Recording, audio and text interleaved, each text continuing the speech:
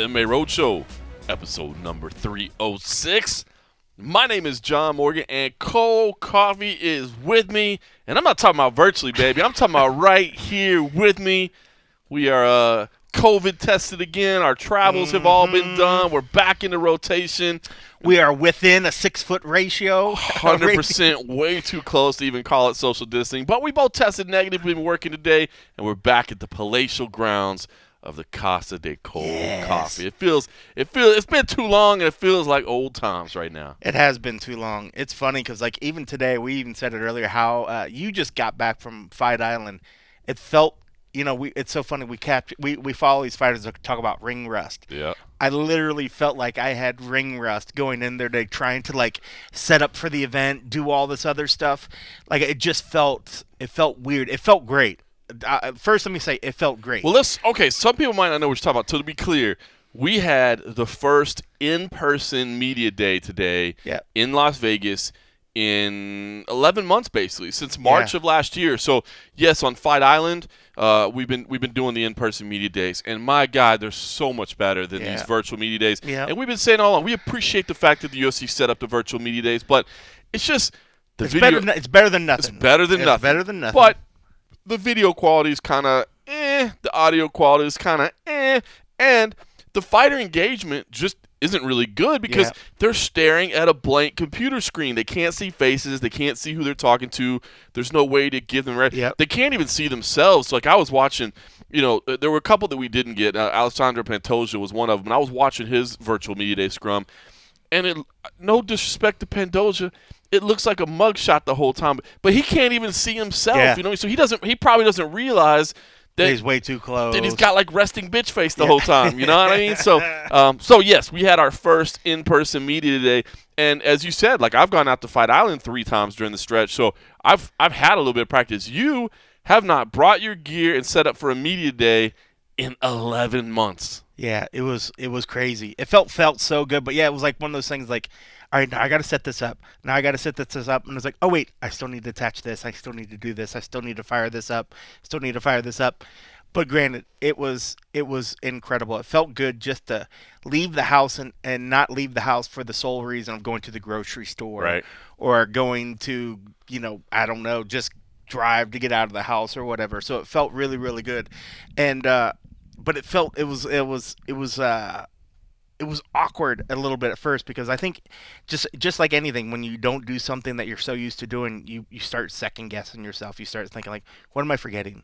What am I forgetting? Right. Like, I hadn't touched my tripod bag, which has all my the gear for the streaming stuff in it, and so I almost just grabbed it and took it to the car. I was like, yes, of course everything's in it, but I was like, let me double check. Let me just look. Even though I know I have not opened up that bag since the last time that we did like an event here in town or whatever. Right. Now the events have been, which even that's been a while because it's been a little bit. Yeah, it was December 19th or something like that was the last one. Was that the last one? Yeah, somewhere around there. Yeah, I guess it was. It was like the Christmas one or whatever.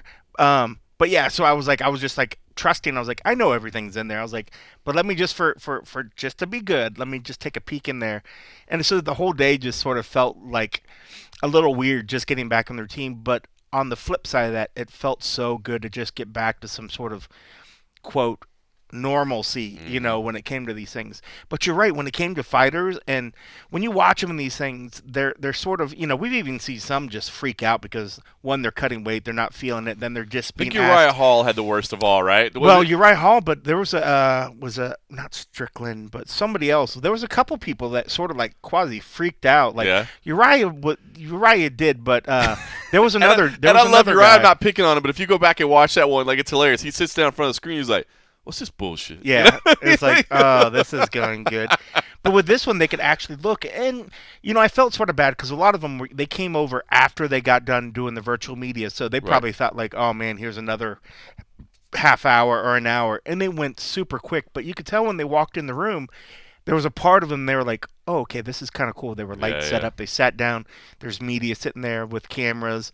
They come into the room. They sat down. They took their masks off. And all of them sort of just breathed this sort of like, Oh yeah. Like just feels normal again. This is like a fight week. This feels like fight week stuff. So it was really, really cool to be that. And I thought we got some good interviews. And you guys will hear some of the choice ones we did. But man, it feels good. The weather's feeling good. It feels good to actually have people. And part of like the retesting, that was the first time. And I know you got tested for in Abu Dhabi, but it had been a minute since I got a test. So the whole day today before we went there, I was like thinking like, well, let me just stand some distance away from these guys until we get the green light. I was like, you're never quite sure because there was like a few days back, and I realized it was probably allergy, and it was probably when we had a big weather change, like for a little bit the day after, like my throat was kind of sore, and I was like, oh fuck, here we go, Because I mean, I won't lie. I mean, there's some days when I've just like been stir crazy. I'm like, I'm just gonna go down and grab a beer and throw a couple bucks in the video poker machine just to save my sanity. Yeah, like all I do is sit in this damn house. So I was like, well, you knew you were gambling, and I was literally felt like you knew you were gambling whether you're going to catch something or not. But like the bar was really good. I mean, they wipe down machines after every time. You wear your masks when you're in the building. They have these plexiglass things. I know all you anti-maskers and the anti-plastic walls were like, oh, whatever, that doesn't stop anything. But whatever, if that's what it takes to allow me to leave the house and go into an establishment, have a couple drinks, throw a 20 into a machine or whatever, I was like, I'm fine with it. But at the same time, I was like, you're pushing it. So to get there and finally get through the test and get back into this routine, knowing that every week we're going to be getting tested, felt awesome. Yeah. It felt great. Like, I have no bitches about it at all. Like, I know some people are just like, oh, man, this getting tested all the time sucks. It really doesn't because, peace of mind. It's a peace of mind. And there might be some people that say, oh, the tests really aren't great. I don't care. Don't harsh my buzz. I feel good knowing that it's like, if we're good for a little bit, just having that peace of mind, then it's like, okay, I know then when I go to the grocery store, you just do what you need to do, keep your distance or whatever, and but it felt really good to get back in the swing of thing, and it's great. Like, even though it was cool to like have our know that we could do this thing remotely and have it still come off pretty good. It's not the same. Like, who am I going to peer pressure into drinking some whiskey? Yeah, well, let's peel back the curtain a little bit too. First of all, I was going to say, if you're ever not feeling right, what can make you feel right? Latchkey Brewing. Latchkey Brewing. The great folks at Latchkey Brewing down there at 1795 Hancock Street, San Diego, California. They make some of the finest brews around. And today, we started out with a little Doppeldacker. It's a rich, malty flavor with a slight caramel toastiness, deep garnet in color with a mild finish. But from there, that's just where we started. Then we switched over to the Dreamer IPA. Yes. This hop salad is crisp, dry, and easy drinking with nice citrus and floral notes. It does. And it has a nice picture of a beach scene on the can. It's a beautiful thing. Just want to take you. Just like our man Anthony Beach. Whoa. Maybe that is Anthony Beach. The beach picture there is Anthony Beach. Why not? No, shout out to Anthony for sending this wonderful, wonderful Latchkey Brewing. And by the way, Latchkey, if you're in the Southern California area in San Diego, it's now open Thursday through Sunday for on-site outdoor patio drinking and beer to-go sales. So Thursday through Sunday. That's awesome. You just think about it. On Thursday, you kick off the week with the MMA Roadshow and Latchkey Brewing, and then on Sunday, you go and you wrap it up with more Latchkey and a half over at patreon.com/MMA Roadshow. It all goes together. But there's more than that. But wait, there's more. California customers can now order beer online and have it shipped to them from the Latchkey website. So anywhere in California. So if you're in California, you've been hearing about how great this Latchkey brew is, but you're like, yeah, but I'm not in San Diego, and I really don't want to make it down there right now. You don't have to. You don't have to. They'll send it right to you. So that's how things are going. But Cold Coffee said, man, John, this Latchkey Brewing sure does taste nice. But you know what would really just kind of elevate the game a little? Kind of like how people that support the MMA Roadshow, they elevate their game by heading on over to patreon.com/MMA Roadshow. Where for as little as $3 a month, they help support the show over there and get exclusive access to our and a half episodes. You also stepped up the game by breaking out the proper whiskey. No, we didn't. Jameson. I see what you did there. Shots fired. There were 2 bottles of whiskey. There were 2 bottles of whiskey in the fridge. That was actually from Thanksgiving? I think when I went to the store and it was on discount. Stuff lasts way longer in your house than it does in mine. It does. And I was like, which one should we do? And he gave me the choice, and I ended up going with the one that was open. Right. We'll save the proper 12 for another day, but I just figured I'd get a little jab in there. Get a little jab in there. So next time hot tea's over, we'll have to crank open the proper. I get it. All right, so listen, I do want to say, you touched on kind of the media day, and we are going to play some audio here in a second because I thought we had some really fun interviews. I will say, if you have kind of gotten into the mode where you tune out of the pre-fight media day coverage because it's been this virtual media day, I completely understand you. I'm going to be honest with you. These virtual media days, as we said, I'm not trying to put down the UFC because I really do appreciate the effort they had because in the beginning we had nothing, and they tried to help us with something. But it lost my interest. Like watching these things, it lost my interest. I hope you'll go check out the pre-fight coverage for UFC Fight Night 184, whether it be on MMA Junkie, whether it be at the MMA Junkie YouTube channel, because the in-person video, I think it's a lot better, man. I think people really did. The fighters really did. Like I said, they're engaged a lot more, man. Yeah. I feel like it was on. And they actually see something. You can see it in their eyes. Yep. You can see it in their face. And I can only imagine it, too, sitting in front of a screen looking at a blank screen. You're not even seeing anything back. It'd be one thing, like even Zoom interviews or whatever, the quality is not the greatest, but you see the person. At least you can interact. So then you're like, okay, I'm seeing eyeballs. When I say something, I'm seeing a reaction from somebody's face. They're acknowledging my statement, where it's hard to keep your energy at a certain level when you're just like, am I just speaking into the void? I'm just speaking into a vacuum of space. There's no reaction. Yeah. But when you look and you see, is it going over well? Do they even hear me? When you say something funny and you chuckle to yourself, and then you see smiles on another people, you're like, okay, yeah, that was good. That was good. I mean, so yeah, the energy level is night and day. And what's unique, if you go and watch these things, most of these fighters had already waited in line to do a virtual media day, did the virtual media day, which could have lasted 15, 20 minutes or whatever, and then hopped in a car, driven down the street to go to another place to do another one, but yet they don't look like they're drained. You can actually see, it seems like they were like, wow, this is cool. That's it. This is a nice change from, I'm out of my room, I'm actually seeing people. And it's a lot of fun. And I mean, as they do more of those, the media attendance will get better. More people will realize that it's back in town. Like, this was very quick. It was very local. So there was just a handful of us local guys that were there.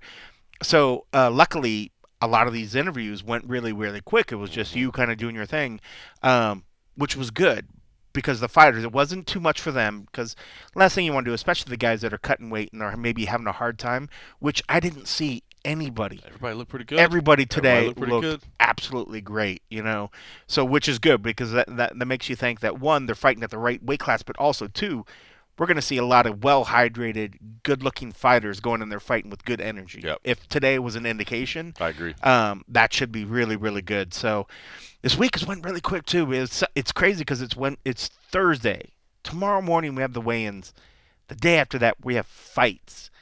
Like, it's awesome. This was like a super compact, like quick few days. It took a minute to get here, but now it's like, holy cow.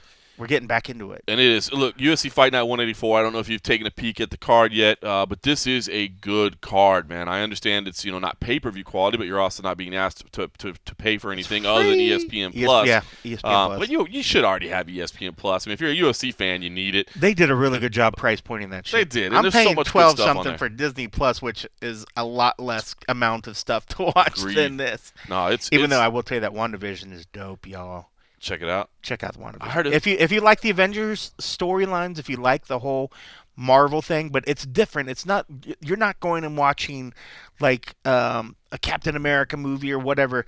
It's a whole different spiel using characters from the whole that whole world. But I think it's shot beautiful, and I love what they're sort of doing with it. I'm not going to spoil it, but it's a lot of fun. But Wanda is the Scarlet Witch from the Avengers.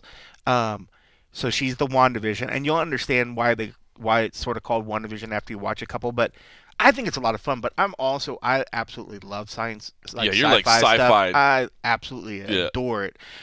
So it was right up my alley. But every person I've heard that's sort of like open-minded and has some sort of like liking to the whole Avengerverse, if you watched any of those storylines, any of that sort of stuff, I think you'll like it.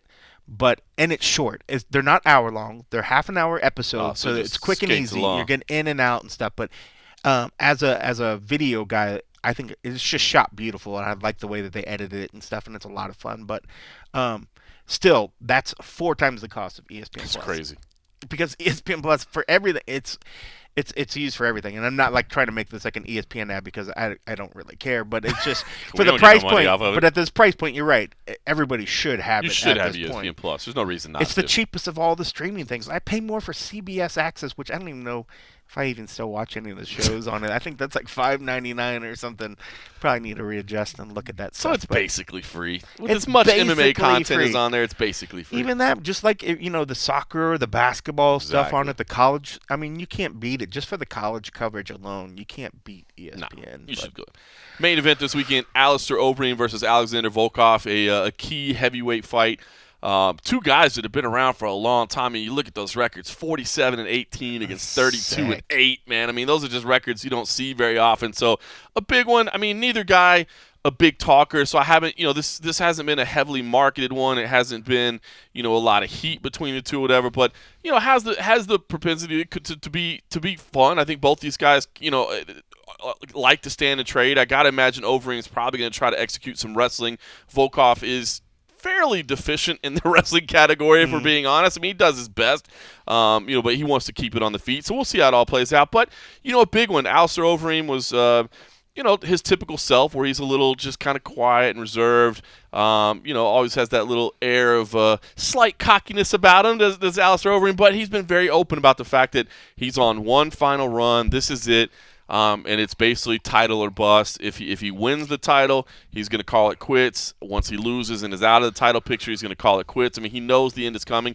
And we talked to him a lot about it today. And, I thought he was very open. And he, kind of made a joke. I was like, are you going to miss it? Are you going to be sad? And he was like, nah, he's like, I've always kind of readied myself for this moment, knew it was coming. I've enjoyed what I've had.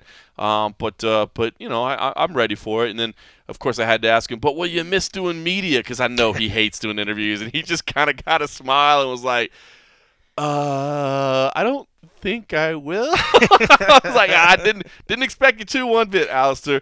But no, listen, it's crazy to think that we're close to the end for Alistair Overeem, because he's had moments where he's had a bit of controversy surrounding him over the years, but when you think about the longevity of what he's done and how long he's been fighting at a high level in the biggest organizations in the sport, and it's just been K1, Pride, Strikeforce, Dream, UFC. I mean, it's amazing what this guy has accomplished, and man, it's the end of an era. This dude was fighting pre-2000. I mean, it's crazy. It's unreal. I mean, so much history, so much just knowledge of the sport, and let alone just he is a walking barometer of the history and just the everything that the sport and combat sports has went through.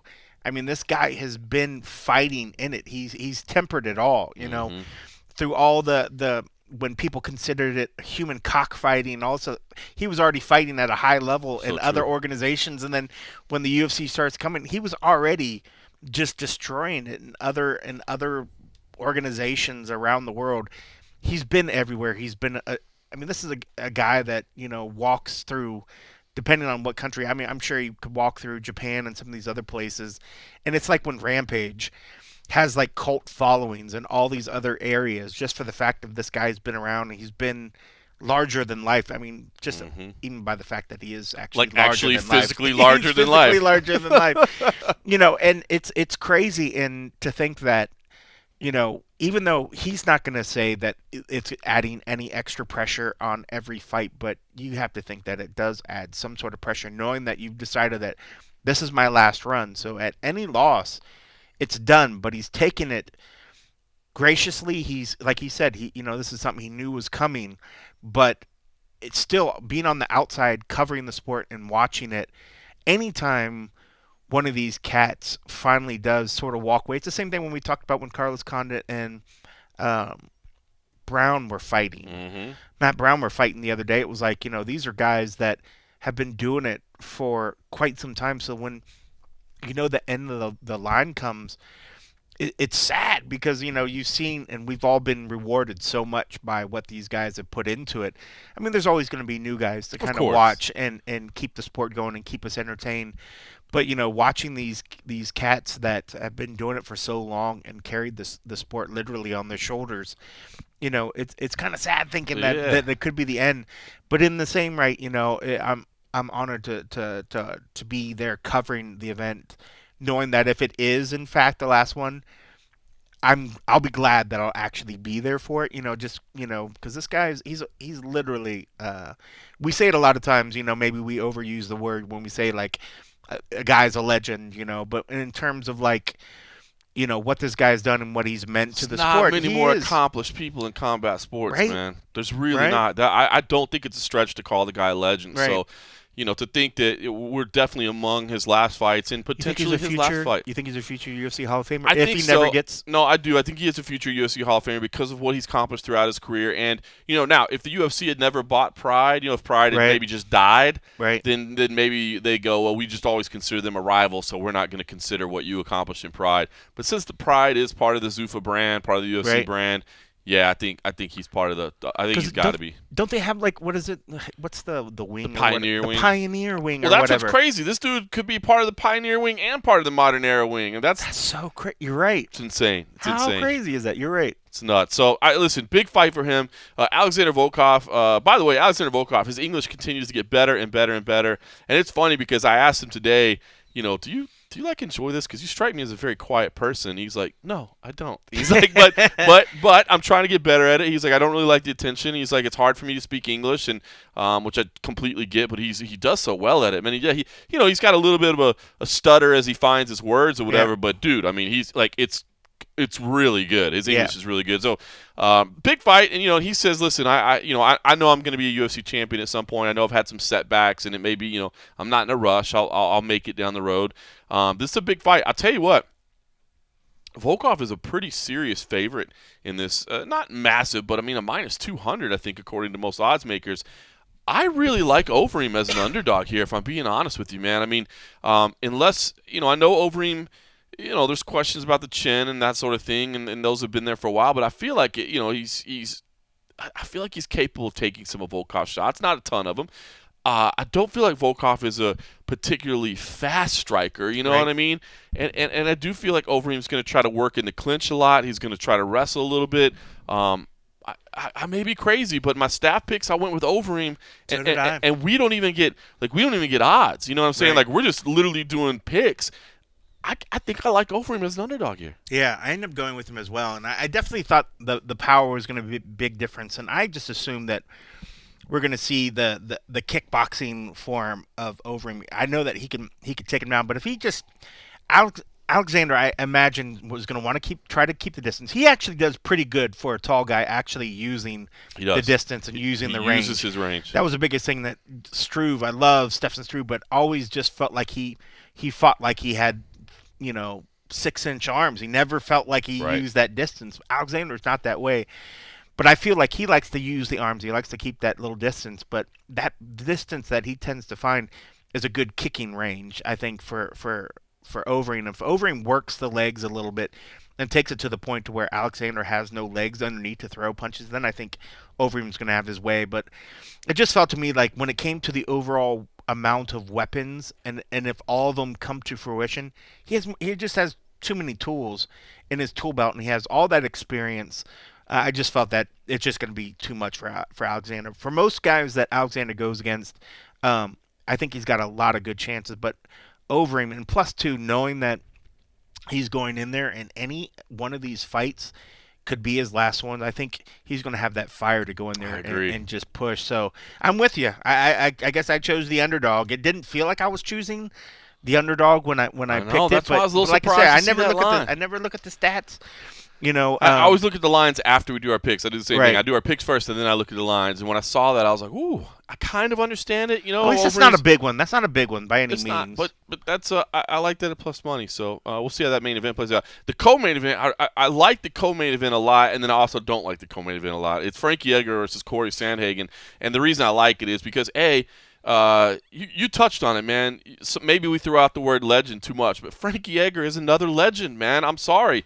This dude is an absolute legend, 7 hours and 40 minutes of octagon time in his career. I mean, he's the, more octagon time than anybody else in UFC history. It's funny, I actually talked to him about that earlier this week, and he was like, I don't know if that's a great record to have. He's like, I'm not sure that it is. He's like, I guess it's the Iron Man record, but, I don't know if it's a great record to have. But I just think it's, when you think of Frankie Edgar, an all-class individual, man, again, a leader in octagon time, to me, man, I don't see how you can't call this guy a legend. Of course, a former champion as well. I mean, future UFC Hall of Famer also. And I love the fact that he's still competing at a high level, still trying to reinvent himself, still, seeking gold again now at bantamweight.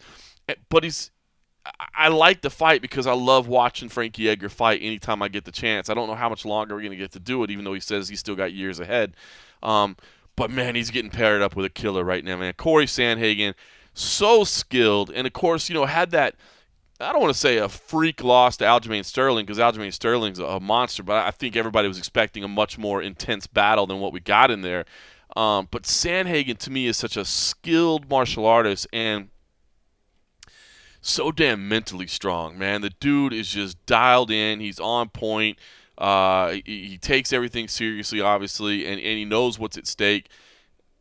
And I think both guys are looking at this as a number one contender fight. And I know that that's going to be upsetting to some people to hear, like, oh, another title shot for Frankie Edgar. But there's not a lot of people that are in the discussion right now. I think if you look at the rankings, whether you look at the UFC rankings or whether you pay attention to the MMA Junkie rankings, which I would urge you to pay attention to the MMA Junkie rankings, they're right there. They're right there. And, you got Cody Garbrandt saying he's going down to 25. I know he's in the discussion. You got TJ Dillashaw wanting to come back, but I think most people believe TJ Dillashaw needs to win at least one fight, coming off of USADA suspension. So I do believe this is a number one contender fight.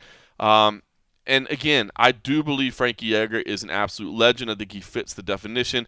I did end up picking Corey Sandhagen, though. I do feel like Corey is destined for big things in the division as well. And it's just a younger, kind of new generation guy, and I don't like saying that because it feels almost blasphemous to pick against Frankie Edgar because I have so much respect for him. But I think if you put emotion out of the mix, Yep. I think you like Corey Sandhagen here. And if I remember it, I think in the rare case, I think we picked the exact same ones this one because we have the exact same? I think we had the exact same That's picks. funny. But I'm with you. With Corey. I mean, what I really liked hearing from him today was talking about the mental side of things. I mean, he already was a very, very talented, but when he was embracing the mental side of the game that he felt like was lacking in before, here's a kid that everybody was putting all this pressure and sort of hype, saying like, this is going to be this is a guy that has a chance, has a chance. Now for him to get his head wrapped around it as well, bodes really, really well for him. Yep. Frankie, like you said, Frankie is a legend. I mean, like, Frankie doesn't need to show anything to anybody when it comes to toughness, when it comes to willingness to do anything. He's been in there and he's done it all. The only thing that gets me sort of with Frankie, I never can question the fact of whether he's going to come in prepared, whether he's going to have cardio. I mean, the guy can fight 5-round fights like it's no problem, and he doesn't even have to worry about that in this case.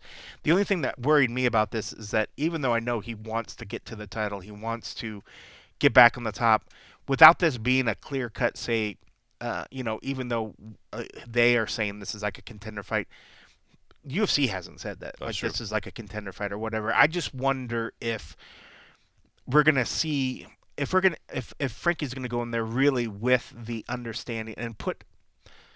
This might come out the wrong way. Like, it'd be one thing if we knew for sure this was a contender fight, knowing that the winner is going to fight the title, because I guarantee the effort's going to be incredible. But I just wonder if Frankie's going to go in there. He might say that he is. I just wonder if he doesn't, without that pressure of knowing for sure, are we going to see everything that we need to? Is it going to pull everything out of Frankie? Frankie does really, really well in those cases where his back's against the wall, where it's like do or die, like let's do this. He just felt so comfortable in there today. Like his thing, it was like another day at the office, you know. Like, so I'm just wondering if he's going to go in there with the So real sense of urgency. You need to have that little edge about you. You need to have that edge, and I'm just wondering if, and it could be without. He's been in so many title fights. He's been in so much. You almost just wonder if, you might tell me that it's going to be there, and you're pushing as hard as you do for a title fight, but without it really being a title fight, and without it really being whatever, are we going to see the same level of sense of urgency to get work done, as opposed to just go in there and fight to make sure that you win, right? Sort of deal. Because we see that there is a big difference when somebody goes in there fighting to win, and there's and then somebody that's just going in to make sure they don't lose, right? And I wonder which one we're actually going to see, because there's no real for sure. Even though you tell yourself, yeah, this is a contender fight, nobody else is really saying, yes, this is the contender fight, right. Because you're right, the division's kind of weird, in a weird spot. There's a lot of players, so I'm just wondering if we're not going to, if going in there, not to say that he's overlooking Corey, but is Corey enough of does he feel Corey's enough threat of him to bring the best out of him? I think that's a fair concern, man. Like, I talked to Frankie a little bit on the phone earlier this week and asked him kind of similar questions, and he said, yeah, but you always wonder, like, man, dude, you fought like legends and former like champs. legit. Like, no offense to Corey, but Corey's not there yet. Exactly. He's working his way to get that point. So I mean, I can understand if, like, it's different if you're going and fighting, fuck, who you name it. I mean, like, champion level dudes, like, it's easy to get it up knowing that you're fighting a championship level dude. Right. This is still a young kid that has every possibility to get there at some point, It just hasn't got there yet. But he's not there yet. So, they'll always say, I'm never going to overlook anybody. I'm never going to overlook anybody. And that could be true. I mean, you're going to put your work in it, but are you really going to feel the same sense of urgency knowing that you are going against a killer, right? Like a legendary type guy that was a champion, or that's literally on the precipice, or are you just looking at, like, okay, this is the up and coming kid, he's got to get through me to have a chance, whatever. My real challenge is this. So that's, I guess, my fear is that Frankie could possibly go in there overlooking where Corey's at, and that would be a problem. But absolutely. Well, by the way, you talk about favorites and underdogs. Corey Sandhagen coming in at minus 400, which is crazy. Essentially an 80% implied probability of winning. So tall order for Frankie Edgar. We'll see if he can deliver. That's just so crazy. It is crazy, man. I guarantee, one, Frankie isn't going to think it's that way, but two, it's Frankie Edgar, for Christ's sakes. How can you make him that big of an underdog? It's crazy, man. Against somebody that hasn't even ever held a title or whatever. I mean, it's about that passing the torch time, man. When you start getting around 40 years old, all of a sudden, things start changing. Got these young, hungry killers coming up. So I like that co-main event a lot, though. Like I said, I'm afraid a little bit for Frankie Edgar, but anytime we get a chance to watch him fight, I'm down for it, and we'll see if he can pull out something crazy. Then again, the OGs just keep going. That's what I'm saying. This card is fun, man. It's got some sneaky good fights, and it's got some OGs on it. And it's got bumped up to the main card, at least the latest lineup that we've seen. Unfortunately, the reality of COVID-era UFC is that lineups get shuffled all the time and moved around and that sort of thing. But with the loss of Macy Chiasson versus Marion Renault, that's bounced back a couple of weeks because of a positive COVID test. The latest lineup we saw had Clay Guida versus Michael Johnson promoted to the main card. And I like this fight being on the main card as well. I understand that both these guys are kind of mired in some losing streaks. But, Guida's been in the UFC for 15 years. Johnson's been in the UFC for 11 years. I mean, these are two guys we're incredibly familiar with, two guys that are going to bring it every single time. And I'm excited to see what they do. I mean, it's big stakes for both of them. They both, I think, want to pick up a win at this point. And I think it's going to be an exciting fight. And I like what we heard from these guys. Let's start with Michael Johnson. He's no longer the menace. He's Michael Johnson. But I loved the way that he came in and the attitude that he had. Here's Michael Johnson. Mike, I was curious if you happen to see that your name came up in the headlines this week in something completely unrelated to your fight. Did you see that? No, I don't really think I did. So Ali Abdelaziz used your name out there, and he was talking about Michael Chandler. He said Michael Chandler's no Michael Johnson. He's a good fighter, but he's no Michael Johnson. What do you think when you hear that? I mean, that's great hearing that. You know what I mean? I still have that that stigma about how good of a fighter I am, and I just need to get my shit together. But He's absolutely right. He's no Michael Johnson. Like, can you believe you're starting year number 11 in the UFC right now? I mean, is that crazy? Because I still think about you as the kid that wore the crazy stuff to the weigh-ins and stuff. And now here we are over a decade later, man. What does that feel like for you? It feels great, man. You know, being in the top promotion for this long, fighting the quality of guys I fought, and still been around. I mean, you guys know as well as I do. Some people last one fight, some people last 2 fights, and they're gone, you know. So it's a huge blessing for me to still get that. And I've matured, I've grown up in the sport, and I started my career in the UFC pretty much, and I plan on putting 10 more years under. That'd be something, man. How do you think? I mean, I know like you still want to build, and there's still a lot to do. But how would you categorize your career, right? Like you've had mixed results, but we know when you're fighting, it's going to be a fight. You know what I mean? Yeah. You've been able to stick around because you're incredibly entertaining. So how would you look back on it if you had to summarize it? It's a little bittersweet.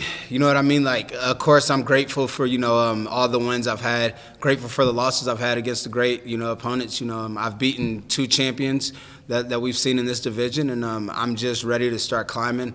I'm ready to start over brand new. In my mind, it's like, you know what? Yeah, all those fights are great, but let's forget about them. They don't mean anything right now. Like, let's start over. Like, I'm in a new mindset right now. I'm going into this fight in my mind at 0-0, and it's going to be a great start, and I'm looking to build. You said it right off the bat, like I just got to get my shit together. I mean, what is that? Just like mindset during camp? Is it mindset on the night of the fight? Is it I mean, what's the shit that needs to get together? Yeah, it's generalized. It's everything. I'm finally at the young old age of 34. I'm finally starting to become a man, and what I need to do to become a better man, and just better myself, better my mind, and that's going to help me become a greater fighter. I wasn't living like a professional athlete. These few years, I was out partying and drinking and doing all that shit and losing fights and, going to, certain things I shouldn't have been doing, or winning fights and celebrating a little too long and too much. So I'm finally, growing up, got a new outlook on life, and, it's going to be great coming in. I'm looking forward to the new change. What was the catalyst? Do you remember like a moment where it just all clicked, like, I got to switch? Losing 3 fights in a row, that's what it is, especially fights when I was winning. I don't really think I've lost fights, but I've never gotten my ass beat. I've always been winning, and I just end up, something slips and goes wrong, and I lose focus, and I end up losing. And I'm gonna just take that into account that maybe I wasn't fully prepared. It's all mental. Maybe my mentality just wasn't there, and losing to Thiago Moises, just getting caught in a heel hook when I know how to defend it, and getting knocked out by Josh Emmett with 30 seconds left when I shouldn't have been in that position to get knocked out, and slipping up a little easy decision win over Stevie Ray, getting taken down and just freezing. So, these are moments where I know how great I am, and I just need to get over that hump, and I think I'm over it. That's awesome. So you get this matchup with Clay Guida. Does that excite you? I mean, you talk about like a fellow OG, right? A dude that's been around, done that. I mean, did you like this matchup? Yeah, I love this matchup, and Clay's a great guy, good fighter. He's a pioneer of the sport, future Hall of Famer. The sport really wouldn't be where it is until guys like Clay, have grown into what it is now. So I'm excited to get in there and get scrapping with him. If you had to decide between a $50,000 fight of the night loss or a lay and pray, boring 3-round win, but getting that win, which one would you take? The win, 100%, bro. Especially for me right now, man. A win. My career is on the line right now, and it has been, and I'm accepting that. I'm okay with that because it's just gonna make me fight harder. It's made me change the completely person of who I am, and I like it. But the win's the most important thing for me to get right now, and no matter what, I'm still gonna go out there and fight like the Michael Johnson that fights. You'll never see a boring fight out of me. I was going to say, last thing for me, I mean, how do you see this fight going? Because I don't see any way this could be a boring fight between you two guys. Yeah, absolutely not. I'm going to start fast, and we'll see if he'll be able to keep the pace up. I know Clay's a grinder. He likes to really get in your face and push the pace, but I don't think he has that spark anymore that he used to have. He's getting up there in age. He still grinds out in fighters. I just got to not get in bad positions and do my game, and we'll get out of here with a win.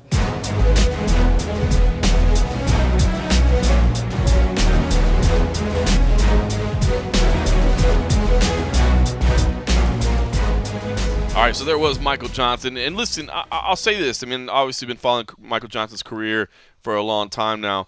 I will say I've heard a version of this a couple times over the years where he's like, I gotta change things. But I've never heard him say what he said in terms of like, yeah, man, I was partying a little too much, and I was doing this a little bit too much. He always seemed to think that it was like a mindset on the night of, or a mindset, in the way he was treating things. But to hear him lay out exactly what went wrong in those fights, exactly the moment that things switched, fights that were winnable for him, and to talk about, making real lifestyle changes, that excites me, man. That excites me, and I don't know. I mean, again, I've heard versions of this before, but I feel like he was being honest about making real significant life changes and trying to better himself as an athlete and as a fighter. And on the flip side of it, you had Clay Guida, who, man, Clay Guida came in just full of energy as well, right? I mean, as only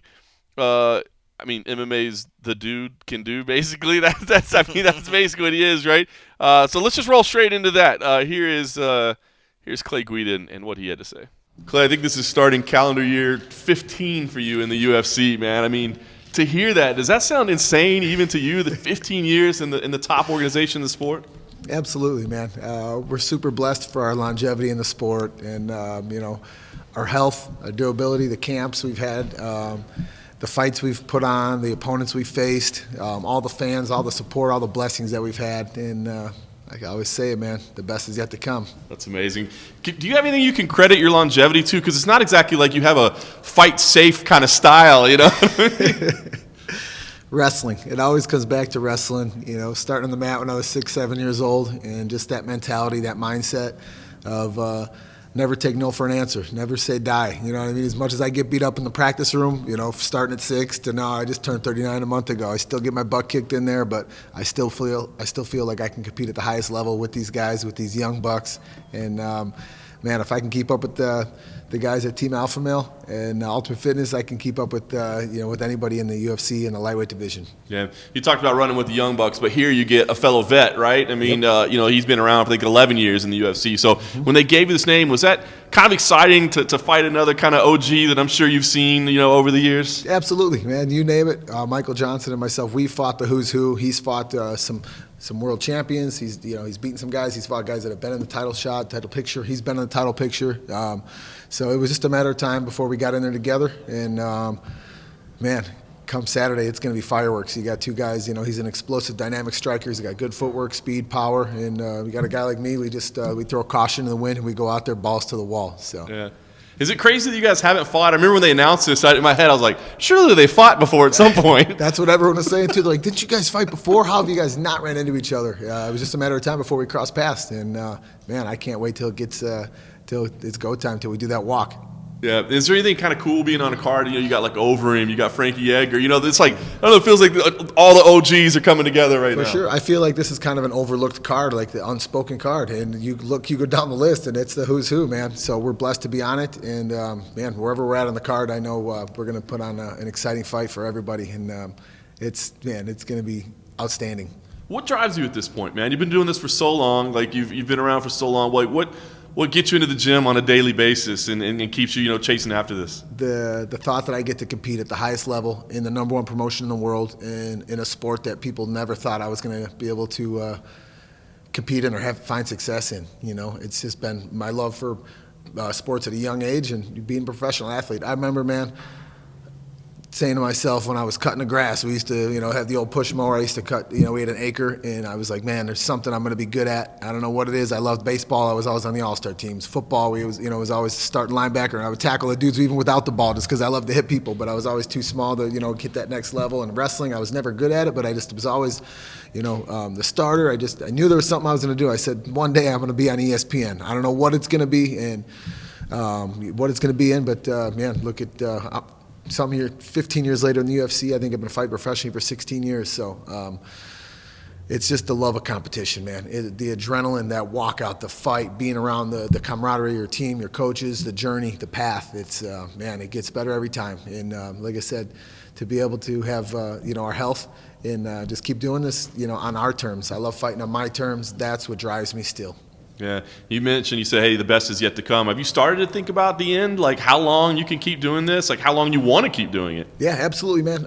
It's one of those things, I don't put a ceiling on it. I don't put a number on it, I don't want to say, we signed a 4-fight deal. I don't want to say that's it, my 4 fights, or I want to stop fighting when I'm 40 or something like that, because I feel like a lot of times when people do put a number on when they want to be done competing, maybe they hit a ceiling before then. Maybe they don't really reach that number, you know what I mean? So I don't want to limit myself.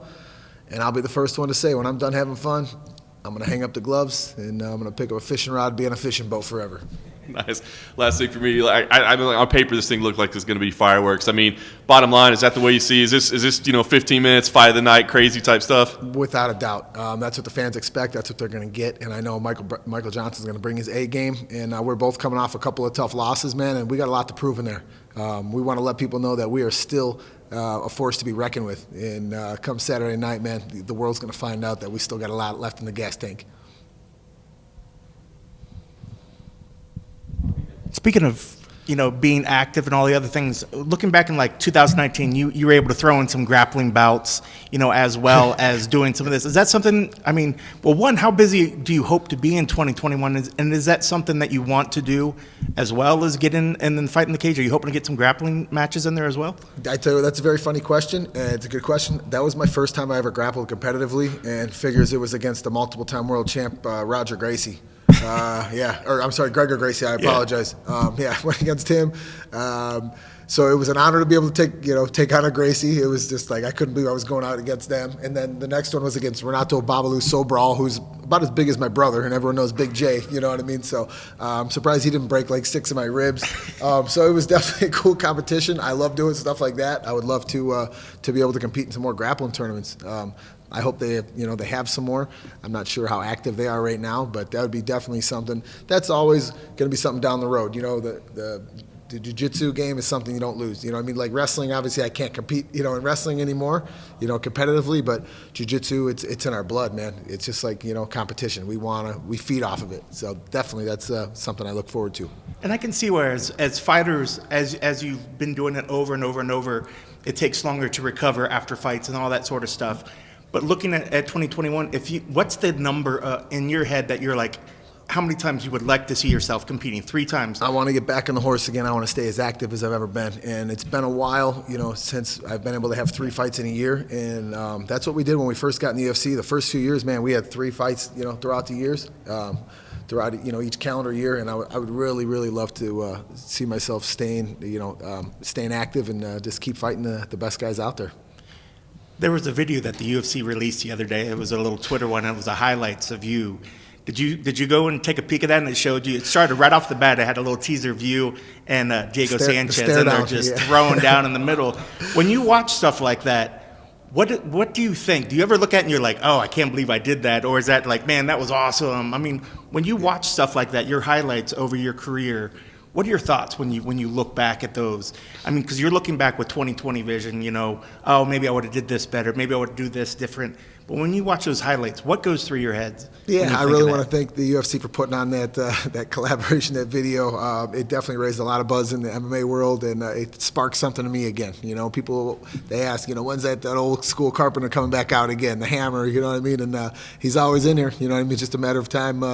We just got to push that button, land the gas pedal like we always do. So, what I would have done differently in that fight is not backed up to the cage immediately when Diego came rushing at me, and that was, I guess, the start of fight of the year that year. So, there's definitely there's a lot left in this gas tank, man. We got a reserve tank set on full. And lastly, you talk about afterwards you're going to do a lot of fishing, but are we also going to maybe see some coaching at Team Alpha Male? Is that something that you're hoping to maybe transition afterwards? Are we going to see Coach Guida in there helping to foster the next generation? We got some of the best coaches in the world over here at Team Alpha Male right now. We got such a good stable of fighters. We get to learn from some of the best guys, starting with the general himself, Uriah Faber, and, going down the line, Danny Lascal Castillo, longtime UFC veteran, Coach Joey Rodriguez. They're in the building with us here today, and Mikey Malott, Coach Chris Holdsworth, Andre Feely is becoming one of those guys who's just a student of the game, and he just passes on the knowledge so well. It's amazing to see him study and pass on while he's still highly, highly competitive. So coaching wrestling is one of my passions. I've been coaching for about a decade, in the youth and high school level. So I see that's, my sight's more, in a wrestling room, and I'll always be a fight fan, you know what I mean? But I love watching these young kids develop, in wrestling and then see them go on to mixed martial arts. That's my passion. Awesome. Thanks so much. Thank you, guys. You've been in the game so long. Memories of Strikeforce, WEC. Remember, your brother used to come to the ring with you. One of the memories I have of you guys slapping you in the face and everything and getting you all charged up. What kind of discussions do you have with your brother now about still being in the game after all this time? Well, I can thank my brother for all the success I've had, in the sport. I can attest this to him because it all started, because of him. Way back in the day, he was started when I was working on a fishing boat out in Alaska. He was fighting at the Boot Scootin' Bingo Hall in Indiana for Chaz Bowling. You guys remember Chaz? And then like Total Fight Challenge, Hook and Shoot. There's Ironheart Crown. We're talking the old school Midwest ones, you know what I mean? So he's the one that got our start with, Joey Gilbert and Gilbert Grappling. And so it's definitely, my brother started it off, man. And without him, I wouldn't be here today. And so we just got to look back now. We laugh at some of the stories we had, the travels. He's fought in Poland. He's fought in Finland. He fought all over the world. He fought Bobby Lashley. He fought Travis View multiple times, Jeremy Horn, you name it. I remember when he was on The Ultimate Fighter, in one of his interviews, he said he'd fight Chuck Liddell for $50 in a 30-pack of Old Style. I was like, oh my gosh, dude, what are you talking about, Jay? But that's just how he was, man. You know what I mean? That's where I think we get the nitty-gritty toughness from him and my old man, my dad. And just, blue-collar dudes going out there doing what they love, not for the money. Yeah, it's nice to, make a living off of it and have financial freedom because of it, but we got into the sport because of wrestling. We got in the sport because we love to go out there and compete. We love to just get our hands on dudes and just throw them around. You know what I mean? So yeah, I owe it all to my brother, and he's on a plane right out here right now, and he's super pumped to be in Vegas and to see that his little brother is still able to compete at the highest level. And I love having him in my corner. And yeah, like I said, it all started with him and on a wrestling mat a long time ago. And you said you have a lot left in the gas tank still. And so is it just, are you looking for the accolades of a belt, or is it just that competition that's driving you? Yeah, you know what? It's a couple things, man. The competition drives me more than anything, and there's a couple of things I still want to accomplish. I want to be the dude in the lightweight division or in all the UFC that either has the most fights at the end of his career, the most UFC fights ever, and the most takedowns ever in the UFC. And I think right now we're in the top 5 list of takedowns. And to me, that means a lot, being a kid that never excelled in wrestling, you know what I mean, being from a junior college, and was always kind of right there a little bit. And I think there's a lot to be said for that sometimes hard work, outworks talent when talent doesn't work hard. So having a lot of takedowns in the UFC, having that record would be pretty cool for me. But we'll be counting. All right. You're going to get a few, be counting again Saturday night then.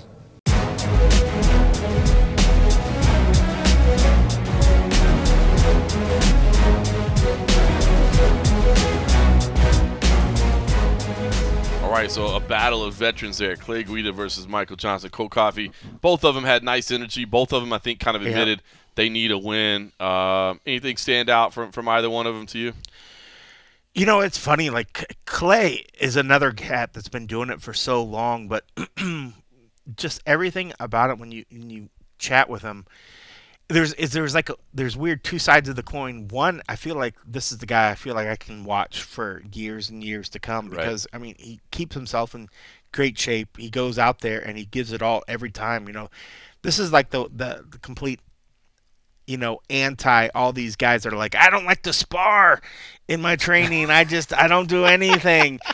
This is the guy that's like, I just feel like he goes into training and the guys are like, oh shit, Clay's here, it's spar day, like we're literally going to get our asses whipped today. I mean, I just love his energy, and I'm amazed that still after doing it for so long that he still comes into a fight week with that sort of level of excitement to keep doing it. But he's uber respectful. He understands how good it is for them to be able to kind of keep doing it. So I loved hearing that from him.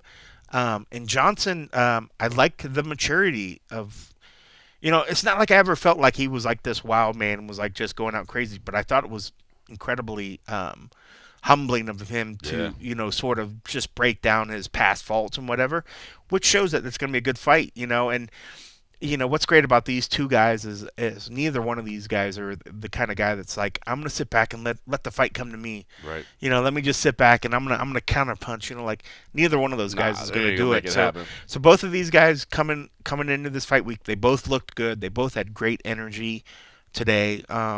It should be a lot of fun. But you're right. These are two cats that, for me, coming in and working for the UFC, I remember when Michael Johnson first came on, I was thinking like, man, who's this young pup, man? And he was just superstar, type qualities, with just like, you could tell that in his mind, he's like, my shit don't stink. He's like, I got this. He has a swag. Yeah. And then there have been, multiple humbling outings that came, so to see the new version of Michael Johnson, it's incredible. It's I feel lucky to have seen sort of the story arc for some of these characters as their character has progressed, into the later stages of their career. So I'm looking forward to a good fight between these two. And, this is the kind of, what's cool about these is neither one of these guys are going to talk junk about each other. They're just going to go in there,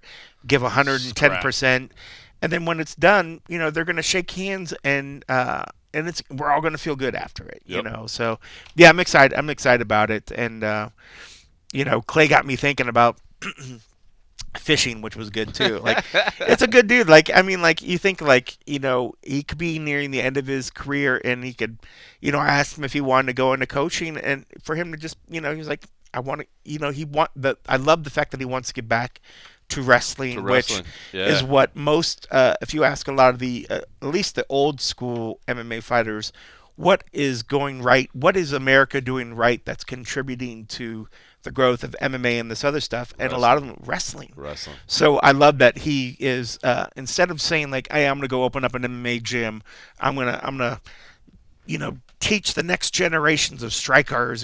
He's like, he loves the fact of giving back to what got him to where he is, So I thought it was incredible. It was two guys that had matured a lot, and it was really, really neat. It was interesting to see it. So I'm looking forward to that fight because it's two guys that are going to give 110%, and it can't stink. I agree. That fight cannot suck. I agree. I 100% agree. I could see how some people might say, it's two guys on losing streaks. I don't care. I'm excited to see it. All right, let's step briefly outside of UFC Fight Night 184. Listen, a lot of discussion has been on the UFC's lightweight division, and it continues to play out in front of our eyes. So, Cold Coffee, I want to get your thoughts on things because, man, we sat here a week ago and we talked about what Dustin Poirier's motives were and what he was angling for and what he was trying to make happen. And, man, I feel like it's playing out just like we said it might play out, where I don't know how the fight's going to come. I feel like tell me if I'm wrong here. I feel like we're moving more towards a UFC lightweight title fight taking place without him being involved in it, which I have to say I find a little shocking. But I honestly feel like, because I don't think you can come back and do the trilogy with Conor and put the belt on the line again. Yeah. Can you? I mean, it would be really weird. It would be really, really weird. I mean, I have to think too, like, he was able to, one, have probably the biggest payday of his career, but also he created a huge amount of buzz after this last fight. So I remember the first time I got a decent enough paying job that I was able to cover all my bills. Right. Like, after like you get that paycheck and you're like, oh my gosh, I can cover all my bills. And then you're like, wow, I feel really, really good.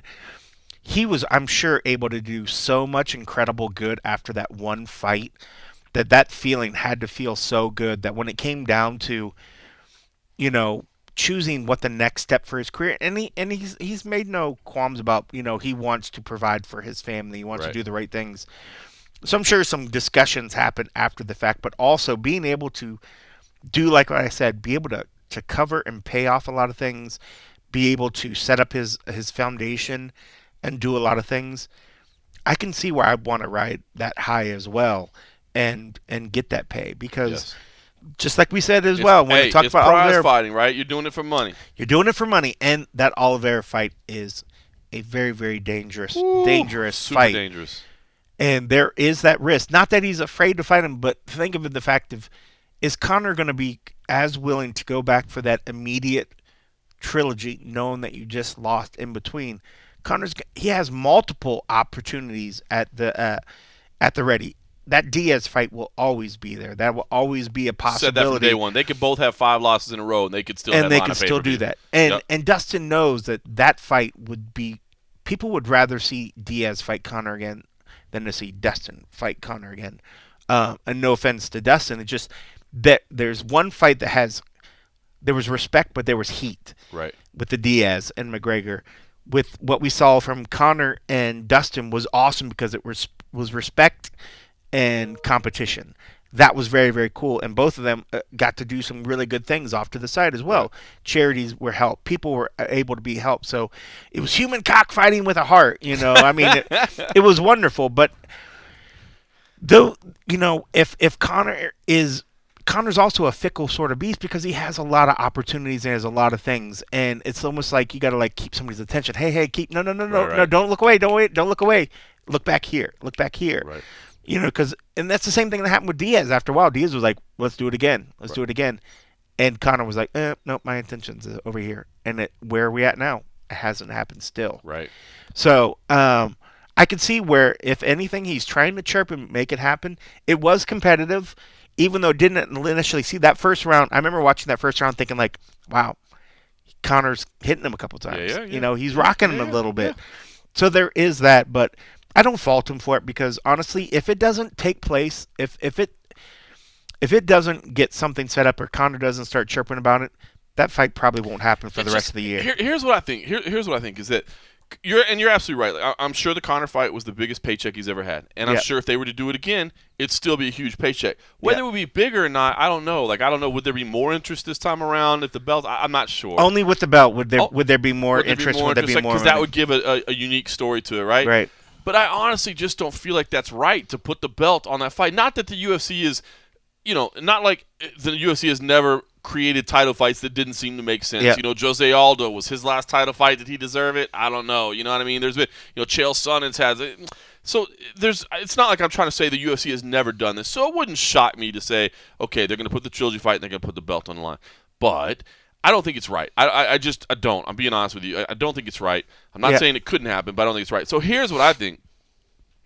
Now, if Dustin can get Conor 3 and the lightweight title on the line, that is probably dream scenario, right? It's another huge payday and the belt's on the line.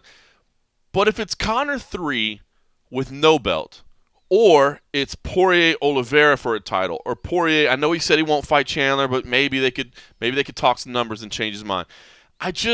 For him as a man and for him as a fighter and an athlete and his journey, I feel like the confirmation of winning the lightweight title, the undisputed lightweight title, which just means so much to a guy that has sacrificed everything from the time he was a little kid growing up in this game. And so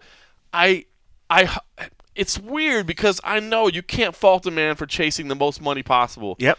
But if the two options are on the table are Conor 3 for no belt or Oliveira for the belt, I hope he would take Oliveira. And I know it's a challenging fight. I know it's tough. But I think about the validation and the confirmation that would give to him and his wife and his family, and for the Good Fight Foundation. And because not that there's anything wrong with the interim title, and he does have a belt sitting in a trophy case at his house. Right. You know what I mean?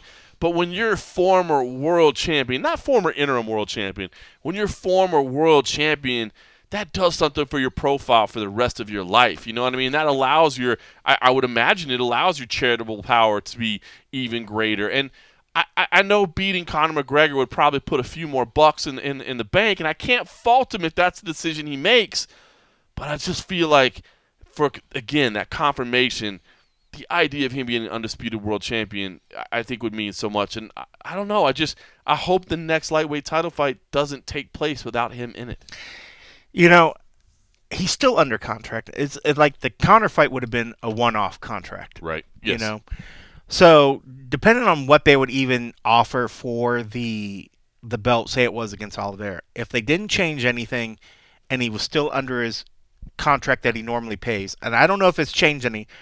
So looking at disclosed salaries, when he fought Dan Hooker, he's a 150. That's $300,000. Right. So say roughly if he even made $3 million, $4 million, $5 million for a Conor fight without a title. That's huge. That's huge. That's a lot of money. Even if, which they won't, he fought Oliveira for the title and they offered him $500,000, which they won't because you're not a champion and he hasn't got to that route already. Right. There's maybe the possibility they'll do something. They'll do something different, but they're not obligated unless because I don't think they're going to think. If you're already under contract, it's not like they're going to change it just because you're going into a title fight. Right. Maybe there is the possibility. They could do anything they want. They're the business. They can change and do whatever they want. And I'm sure they have a lot of respect for Poirier. And especially in this case, if they're trying to make him, if they're trying to sweeten the deal to actually go and make the fight, they have that route, so they can go that route. But I still, in my mind, think that $500,000 is probably the tops he would make if they sweeten the deal, unless for some reason they're like, oh my gosh, this card sucks. We're gonna bump you up to $1 million, but you have to be able to have the buys for it. I just don't think that the people are going to jump out to the same to like what you're going to get for like a Conor and for Dustin. So in my mind, I agree with you that when it comes to at the end of the day, yes, it's great to say you're the undisputed champion or whatever, but he's already had an interim title, and his little girl already thinks he's a champion, and Dad was a champion. Right. But the difference of being able to provide for the rest of his family, for her, for the rest of her life, getting through. I mean, she's getting older. She's a young lady right now, but soon she's going to get older. Soon she's going to want to go to college. Soon all this other things. Yep. And knowing if he can get one fight and earn possibly 10 times the amount of money for what he can get in an Oliveira fight, if they didn't sweeten the deal, or even if they did, to me, it's I get it, but as a man, I would think like I could swallow my pride knowing that I can provide. If I'm providing the difference of like money that can literally change, and that's not even counting the eyeballs that got drawn towards his foundation, the money that Conor and them threw in. I'm sure the UFC maybe even threw in something as well, So I can see where part of him says like, yes, I want to be the undisputed champion. At the end of the day, I want to say I was the undisputed champion, but I guarantee at the end of the day, when you got those extra zeros in the bank, he's going to be fine with himself. You know what's funny? He's going to be absolutely fine. As you were saying that, I don't know why this came to mind, but you know what came to my mind as you were talking about that? Pulp Fiction, the Marcellus Wallace quote, where he's like, "That's pride fucking with you. Fuck pride. Pride only hurts. It never helps. You fight through that shit." Like, that's it. You know what I mean? Like, don't take that pride. Take that money, baby. And that's really it. I mean, it'd be one thing if, okay, say if you were already well off and you didn't need it and it wasn't about the money. That's easy for a single man that's 24, 25, 27 in your career when you can still have a whole nother career to ongoing. This is a man that has a family, that has a young girl. He's only got the one daughter, right? I believe so. So, I mean, like, but he's already just made money that's completely changed the way that he's able to live and set up his life outside of fighting. One more big fight, he's good.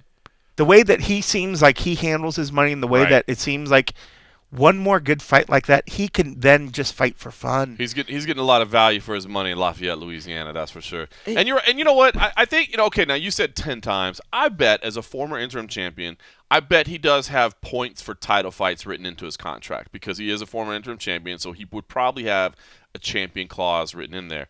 But conservatively, so points only if it's a pay-per-view. Only if it's a pay-per-view title fight. Conservatively, I would say a Conor fight makes twice the money of an Oliveira fight. 3 times? 3 times? Easy. Yeah. I mean, if you're talking about basically, we're getting down to pay. Yeah, 4 times. 5 times. I mean, a Poirier Oliveira headliner, I mean, are we in the 300,000 range? Something around that? Of the buys? Yeah. Whereas with Conor, you're talking $1 million, 1.1, 1.2. So yeah, I bet you Conor and Dustin didn't need a co-main to carry it. No, all by itself. Oliveira and Poirier needs a co-main to carry it. Hell, it could be a co-main depending on what the. That's it. I mean, yeah, depending on the fight card, it could be a co-main. If they said John Jones is fighting so and so, your co-main for the heavyweight, that would be the co-main event. That would be something. Because if he did have points, then that would be a good one to be on. I'd be more than happy if I was him. I'd be like, I'm getting points on a Jones. Okay, there you so-and-so. go. It's points on Jones Ngannou, and you're fighting Oliveira for the title. He would do it. Then I would think. I would think because now you're probably course. talking 800,000-900,000 buys somewhere around there. Like yes. it's comparable to a Conor. Yes, that would make sense. But just on its own, I can't fault the dude for wanting to run it back. I really, really can't. I mean, undisputed, disputed, whatever, interim, this. I mean, you always have a way of talking me out of things. Well, that's just the difference. In my head, I was thinking about like what this would mean for his life, but I think an extra few million in the bank would do a lot for his life. Hey, man, that belt sure is pretty over there, but you know what's even better? That $2 million they put in the bank for me, man. That extra wing on the house that we built, knowing that my baby girl's already got her college paid. It's so true. All right, listen, before we get back to UFC Fight Night 184, I did want to we had a listener question. We always say if you're over at patreon.com/MMA Roadshow, you can send us questions, and we will address them every time. This is from our good friend Goonbag, who's been supporting us for quite some time, but it's a little, and I didn't share this one with you, but hopefully you can swing this cold coffee. He actually doesn't have a question for either one of us. He has a question for Mark Hunt, and it's the middle of the afternoon right now over in Australia. So I'm going to give you a second to kind of reach out to him to kind of make the connection. I'm sure that, like I said, it's mid-afternoon. I'm sure you get the connection. I didn't warn you about this, so I know the technology's Mark, are you there? A little bit tough, but it sounds like you've made the connection. And listen, what Goonbag wants to know is, from Mark Hunt, of course, is how do you think Paige Van Zandt will perform under the Bare Knuckle Fighting Championship banner? Of course, she's fighting this Friday night. Knuckle Mania is running wild. If you could, I don't know if Mark Hunt can actually hear me right now, but if Mark can hear me, Mark, how do you think Paige Van Zandt will perform in her Bare Knuckle Fighting Championship debut, and is there a future for her there? Oh, we lost him. That was it. That's all we got. Oh, that sucks. That sucks. Well, I think he got his point across. I think he didn't seem too amused by it. Oh, it sucks. Mark, where'd you go? I really thought he was going to say more. He was kind of amused. I've got to be honest with you. Goonback said he'd like for us to talk to Mark Hunt a little more often, so I didn't know if I should warn you to make that connection ahead of time or if it was better to make it on the fly. Yeah, I should probably talk with him and set that maybe up. Let him know. Maybe we can have a more routine appointment, so we'll talk to him about that. Hey, I did want to ask you about what you think. I'm glad he was really quick to answer his phone. That was really, really good. So there you go, Goonbag. Maybe not the full answer you were looking for, but it was so nice of him to join us on short notice. Thanks, Mark. Appreciate it, shout out brother. to the Super Samoan. I want to share something on Paige Van Zandt. This is crazy to me. We got an email to MMA Junkie, and I'm just gonna read you this. Oh no. I'm sick and tired of hearing about her. She sucked in the UFC and is already talking her way out of bare knuckle fighting. Will you people stop giving such an average fighter all this attention? She's nothing more than a has-been hoe who stays relevant by flaunting her ass on social media, and her boyfriend is a punk for going along with it. What the hell is wrong with people? What is wrong with people? How could somebody incite this much anger into you that you want to reach out to MMA Junkie to say all these terrible words about Paige Van Zandt? People are weird, man. People are weird. And at first I was wondering if that was still him saying, "What the hell is wrong with people?" I was like, wow, this guy is really, really upset. No, man, part of me wanted to just publish this guy's email address so people could hit him up. It was just so weird. There's so many weird phrases in or parts of it that almost just need discussion. One, it's like, okay, he's obviously very angry because he wanted to degrade her right from the get-go and call her a hoe. I'm like, we have no reason to believe that she is, sexually promiscuous, which is what I'm assuming that's what he means by the hoe, But one, too, like, then he wants to criticize her husband for supporting his wife. Like, that's kind of what husbands do. So bizarre. Dude, just relax. And I mean, Paige Van Zandt for a while there was the one that the UFC was really pushing as this is a possibility. This is this up and comer or whatever. Right. So she became part of our MMA lives. You know, we all paid attention to her for a while. Her career in the UFC didn't pan out to what it was, but it doesn't mean that we immediately just, you know, wash our hands and be like, oh, here you go, you're good. So the fact that she's transitioning into another career, of course, we're going to at least reach out to pay attention just to see what happens. We've covered other fights in BKFC because whether you like the bare knuckle or not, I mean, it is a combat phenomenon that's kind of happening right now. So, of course, we're going to pay attention. But, you know, me being the guy that's sitting here trying to tell you the fight of the nights. You're tuning in. This is an attractive, you know, she's an attractive woman that happens to fight. So, I mean, there is interest in the fact that somebody could choose one career and just want to play off and look good and have people, you know, pay money or just be some woman that just wants to be on somebody's shoulder and, you know, provide for me. She's a woman that's chosen a career. She's choosing her own path. She's trying to forge her own route. And the fact that she's an attractive female, can't fault her for that. Hey, that's good for you. But she's still doing a sport that most of us would never want to step in and actually do ourselves. So you got to give her a hell of a lot of respect for that. And then the fact that she's got a supportive husband, oh, man, bad on you, girl. How dare you find a husband that's actually supporting you for doing what you want to do. So I just can't get why it could be eliciting so much anger that we're going to, of course, cover it because that's what we do. I mean, bare knuckle, unfortunately or fortunately, whatever, it's still a combat sport that if an MMA fighter is going to cross over into bare knuckle fighting, we're going to cover it. Yep. When an MMA fighter wants to do a celebrity crazy boxing match, we're going to cover it. Yep. If a a fighter wants to go over and do, I was going to say Dance with the Stars, which oddly Paige did, but if they want to go and be on the Masked Singer, we're going to cover it. We're going to cover it. You know, these are people that live in the sport, so of course we're going to give it some looks. I mean, if you want us to start covering the crazy shit on the White House, you want that? Is that what you'd rather? Is that what you'd rather us to cover Parliament? No. You know, the stuff that's happening over in, you know, England or the blah blah blah. Bro, the fact that we can have combat sports and be able to talk about this sort of stuff, who cares? If you don't like the one little bit that we're doing it, just go to a different article. We got other stories. There's other stories or whatever. But we're putting up 20 stories a day. Go click on something else. I'll tell you. Well, by the way, it's just crazy that people that get that weirded out. It would be interesting to see what they think about real shit. You know, like real stuff. What do you think about, you know, like heaven forbids what they're trying to do to the Second Amendment and other stuff? Like, you know, like you're getting fired. Yeah, I don't know nothing about that. Nah, I just hate Paige Van Zandt. I'll tell you what. And her caring husband. By the way, shout out to Austin Vanderford, man. One of the nicest dudes you'll ever meet. He's a good dude, man. Really good dude. Okay, here's what I do want to say about Paige Van Zandt. I'm really interested to see how this thing performs. And I'm not saying this is necessarily a financial make or break for BKFC because I don't pretend to know exactly their finances. But I feel like it is. Like, there's no way you can't tell me. The kind of money that's they're throwing at her? Even this dude right here is still going to watch her highlight when it shows up on Instagram and Twitter tomorrow night. Like, that's everybody wants. Like, dude, you cannot tell me if you're a combat sports fan that you're not interested in finding out what happens in this Paige Van Zandt bare knuckle fight because you are. Now, here's the question to me is, are you interested enough to pay for the pay-per-view? Or, and here's the other thing is that, look. Nope.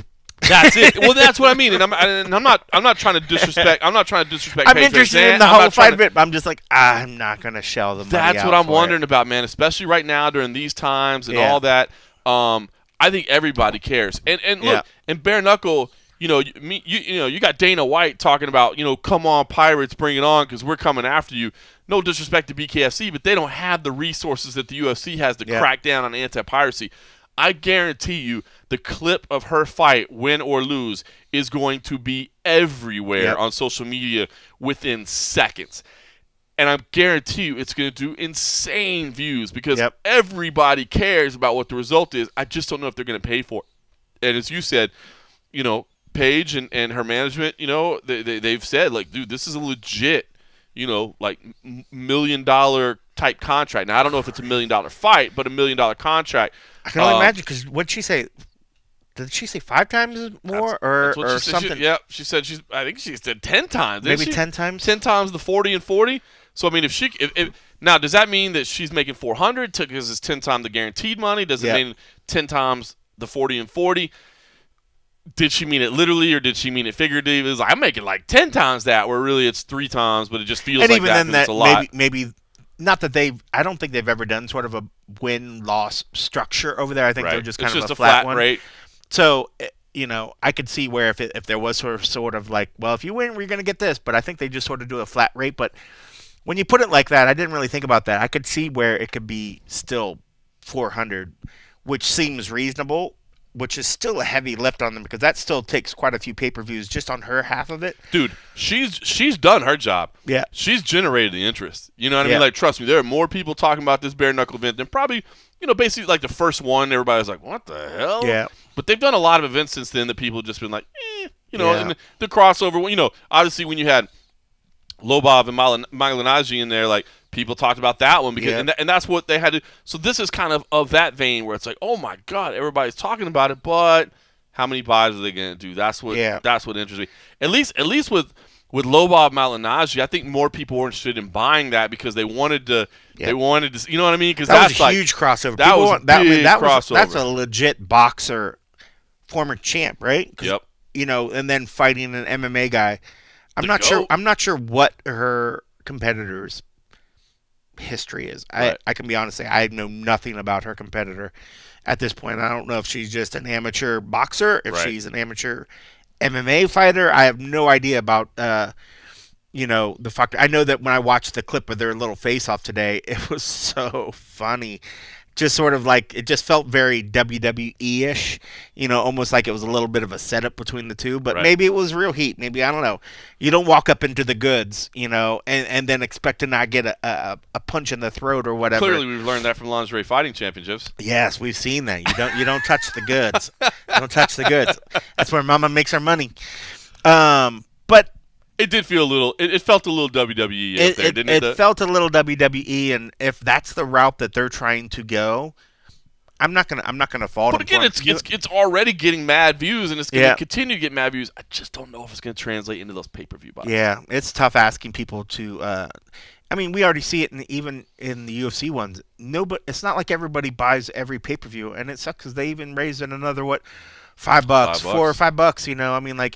Times are tough. They're finding it harder and harder for people to actually pull that wallet out and pay for it, especially with the stuff on the ESPN Plus. Like, you're getting a lot of fight cards for quote free after you're behind the paywall. So then when you're asking people to pay even more, it's just too much for me personally. A BKFC event is just too much money for what I get out of it, so I don't end up buying most of those cards. While I am very interested in the Page fight, I'm also more than happy waiting to find the results the next day.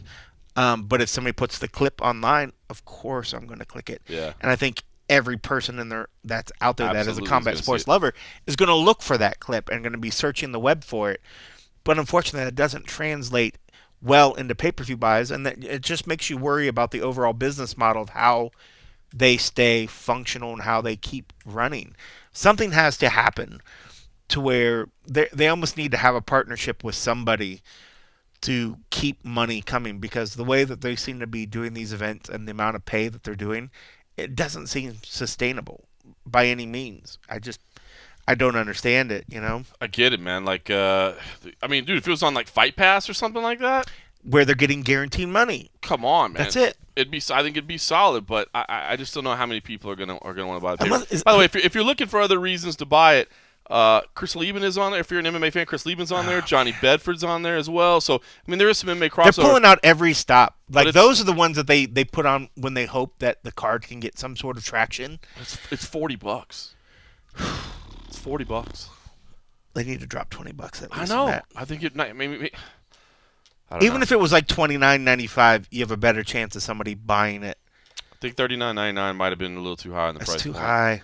It's too high. It really, really and is. Look, I'm not hating. I'm seriously not hating. People will care. People want to see this. So I'm just being honest, man. I don't know how well this is going to translate into buys. So people will click, man. People will. That's a high. Man, that's tough. That's tough because I mean, it's not MMA. It's not whatever. But I like the fact that there's another combat sports and they put some interesting sort of fun little things off to the side. I want them to be able to survive, but if you're outpricing your goods to where nobody's going to do it, I think you're just hurting yourself. If they could easily cut, $10 off of the pay-per-view, I think would translate into easily another 100,000 buys or something. I agree. Maybe more, but I don't know. I don't know what kind of numbers they do for the pay-per-views. I don't know if they release that information, but if you're outpricing what the general interest is, you're never going to recoup the costs, especially if they're paying, her what could be easily 400 to 800,000. Let's just stick with that range, 400 to 800,000. That's a lot of money. That's a lot of money. That's a lot of money. If it's even at $400,000, if it's at $40, you need 100,000 pay-per-view buys just to cover her end. You're not covering anybody else's. You need 100,000 buys just for hers. If she's at 800,000. Then it starts getting sickening. Then you start thinking there's no way that they're going to be able to do this without some sort of external source of money coming in. I mean, I gotta think they're a little bit nerve-wracking. They've gotten the attention. They've gotten everybody's attention. We'll just find out if they get their wallet on Friday night. All right, back to UFC Fight Night 184. I will say the rest of the main card is pretty solid. Beneil versus Alexandre Pantoja is a solid flyweight fight. Really excited to see the debut of Beneil in the UFC. If you're not aware of his career, he's a very, very exciting fighter. And I mean, think about it. He was brought in as a backup to a title fight in his UFC debut. Yeah, in his debut. You know what I mean? So and obviously that wasn't an ideal situation for what the UFC would have wanted, but I think that tells you how much they respect of what he's done outside of the organization. Time outside of a Michael Chandler? Yeah. I mean, when has it happened? That tells you a lot about what they think of that guy. And look at what Michael Chandler did in his debut, And I do always think it is cool, to come in and get to get a little taste of it, you know what I mean? To get kind of some of the jitters out of the way, figure out the thing. It's got to be a lot more comfortable. Alexandre Pantoja is a legit fighter. The odds makers have this as basically a pick'em. I think this is going to be circle this one as one that could be just absolutely outstanding. I am a big fan of the flyweight division. I know it's not always the most popular division, but I think it's fantastic. That could easily be one of the ones where somebody afterwards is like, who the heck was this guy? 100% about that. Easy. 100% about that. Asker steps in on short notice to fight Cody Stamann. Asker was great, by the way, in his debut on the UFC microphone. Man, he sat down at the press conference today and was incredibly comfortable. He was just happy to see John Morgan. He was happy to see John Morgan. He's like, I pictured this. I've known, you know what I mean? He's like, I've seen what this looks like. I've seen you asking the first question. You know what I mean? He's like, I know what to expect. So that's great. But I wanted to play you this from Cody Stamann because, the guy's had kind of a journey to get to where he is at this point, but I love the confidence that he brought to the table. And listen, I think I don't want to say put pressure on himself, but definitely raised the expectations for what he hopes to accomplish because, I'll just let him tell you, but he made it very, very clear his intentions, and they are not to just simply walk away with a win. Here's Cody Stamann. Well, Cody, talk about what this kind of stretch has been like for you, right? I know anytime you suffer a setback, you want to get it right in there and get it back. Then, you have to withdraw, and then you have a change of opponent and all that. So what's this stretch been like for you? Honestly, it's been brutal. You know what I mean? Right after the Jimmy Rivera fight, I got right back in the gym. I wanted to fight as soon as possible just because that was just such an awful performance. And you want to put those behind you as fast as you can in the sport. You don't want to sit on a loss. I hate that. And so, literally the first guy that comes up is Merab. And I'm like, oh, God, I got to fight this little monster. Okay, fine, I'll do it.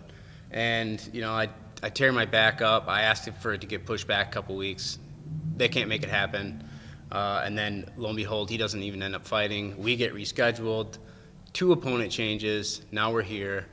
But, hey, it was worth the wait. I think Askar is the kind of guy that I can have a highlight reel type performance. And I couldn't be more excited. And I don't have to cut weight, that's the hardest part of the whole game for me. Getting down to the 135-pound dot is hard. It's brutally hard. And not having to do that and, fighting a new guy, I don't get breaks like that. You know what I mean? It's literally hammer after hammer after hammer. It has been since the beginning. You know, I've been 2-1, 3-1 underdog, and like I was 4 fights in a row where I was an underdog, and now I'm finally getting a fight that, you know, I should be a favorite, and it's honestly, it's weird. I don't even really know, because it's always like I'm going in there and everyone's, you know, thinking that I'm going to lose, and I'm going into a fight, and everyone's like, yeah, I think Cody's going to do pretty well. I'm like, oh, really? Cool. Thanks. Really? Well, I was going to say, I mean, is that, I don't want to say difficult at all, but I mean, like, this guy's got everything to gain, right? You know what I mean? He comes in, short notice, you know, so what? But, you know, he takes you out, and all of a sudden it's like, wow. Well, So, I mean, yeah, he's the man, right? Right. So, I mean, did that factor into your decision? I mean, did you have to think about that all when they offered up? No, I verbatim, and I'll show you the text message. I told my manager, I was like, if anyone steps up after Merab got COVID, anyone, I'm saying yes. And then Andre stepped up, and I couldn't remember who he was. Like, I couldn't think of, I'm like, damn, who is that? And so I'm literally at practice asking guys, like, you know, who's Andre Ewell? Like, who is this guy? Like, tall southpaw. I'm like, oh, shit. I was fighting a short wrestler, you know what I mean? Now I'm fighting a tall southpaw boxer. I'm like, all right, who's tall? I need to train with him right now. You know, because this was like right at the 3-week mark. So everything gets switched up, and then it gets switched back. But I was just at a point where I didn't care. You know what I mean? There'd been so much work in preparation for Merab that I was at a point where it was like, dude, anybody that was willing to step up and fight me, I'm going to take the fight. I don't care. Stylistically, I don't give a shit what it means. Did you have a chance to watch any tape? I mean, have you tried to break him down at all, or is it so short notice that you just think, let's just go in there and rock it and see what happens? Yeah, I watched some tape. I got an idea, like, what he likes to do, kind of what his go-to things are. I think the kid, honestly, wins most of his fights wrestling, which I couldn't have painted this better. You know what I mean? Somebody that takes people down, and that's how they win fights. If there's one thing I trust in my MMA game more than anything, it's my wrestling defense and my ability to scramble. So, like, if you can take somebody and be like, okay, what's the best stylistic matchup for you? Orthodox, same height, and the guy likes to wrestle. I'm like, give me that fight every single day. You know, that's why I took the Merab fight. You know, and this is just kind of like a less experienced, less tenacious Merab, if I'm looking at it like plainly. Yeah, your mindset's obviously sharp right now. I'm just curious kind of what you feel like about where you stand in your career, right? Like you said, you fought nothing but killers. The talent is clearly there, but you're always like, you know, just when it gets to the point, you stumble down a little bit, right? I mean, is it frustrating, or what's the feel like right now? I feel like I've just made bad decisions. You know, the Jimmy Rivera fight was a bad decision. Like, I was not prepared for that fight. Obviously before, I had all that heavy stuff going on in my personal life. I have a good performance against Brian Callagher, and I should have taken time. I should have taken time mentally, physically to heal before jumping into a fight. And honestly, the only reason I took the fight was because I wanted the distraction. You know what I mean? I wanted something to take my mind off of the realities that were happening in my life. And so I fight Jimmy Rivera, and I kind of let my ego tell me that I can do this, you know. But Jimmy's not the guy that you fight on a week's notice. Jimmy's the guy that you know what I mean? You take months to prepare for, because you know, you don't just walk over Jimmy Rivera. I mean, many people have tried, and it's never worked out for him. I mean, if you look at his fight before him and I fought, I mean, he fought Peter Yan, and he's winning 14 minutes of that fight. You know, he's a tough dude, and you need to be prepared for fights like that. So, I mean, if I'm looking at my career, I'm looking at it as, you know, just mistakes I've made. Fighting Aljamain Sterling, my fourth UFC fight, you know, probably not the smartest thing. I should have fought Brian Caraway, beat him, and then maybe slowed my roll a little bit. But, you know, I just get so ahead of myself, and I'm just so convinced that, like it doesn't matter that you put anybody in front of me. But there's a level of experience, and like, these OGs have it, you know what I mean? They know, like, and now I guess with almost 10 UFC fights, I'm getting to the point where I'm starting to figure things out, you know what I mean? There's a lot more to this game than just saying yes to fights. I mean, it's got to be smart. You got to be a little bit more meticulous with the choices that you're making. You can't just, you know, rush in, you know, balls out, thinking that you're just Superman, because there are some bad dudes in this division. You know what I mean? There's a handful of guys that could kick anyone's ass on any given day. So, you know, you got to be smart. And if I'm being smart, there's absolutely no reason why I can't be the UFC champion. You know what I mean? Like, I have every tool that it takes to do it. You know what I mean? Like, it's not like there's just a huge hole in my game where it's like, well, yeah, you know, his boxing's okay, but, you know, if we just stay at kicking range, he can't do anything. Like, I have the answer to all those questions. Like, I can beat anyone if you give me the opportunity to prepare. But it's like I rush into these things and I make bad decisions. But now I'll never do it again. You know what I mean? I made the mistake, you know, and I'm wise to it. I'm not doing it again. I'm going to be smart about my career from here on out, and that is going to be the reason that, you know, I'll move forward. That's awesome. Well, Saturday could be the first step in that direction, right? So what's the goal overall, man? I mean, is it just go in there and just get a win, whatever it takes, get back on the, you know, the right side of things, or is it you feel like you said it could be a highlight? Do you feel like you need to go in and make it a highlight? I got to kill him. I got to absolutely kill him. Yeah, I think in my head, like, there's a million ways to beat him. I could walk out there, shoot one time, shoot a double leg, get on top of him, and I could just do that the entire time and just grind him out and make it nasty and make it ugly. No one would want to watch it. Everyone would be like, well, who's fighting next? I know that I can do that. Like, that's not a question. But I think when you get an opportunity like this, you need to capitalize on it. You need to be spectacular, and that's exactly what I plan to be. You know what I mean? I mean, I've got things that I do well that I've never even shown in the octagon. So I'm not planning on just beating Askar. I'm planning on absolutely dismantling him. I mean, I don't think this guy's ever going to want to fight in the UFC again after Saturday night. Let's get out of here. Drop the mic right there, son. Kick this fucking table over. I'm out of here, dude. Cool? All right, cool.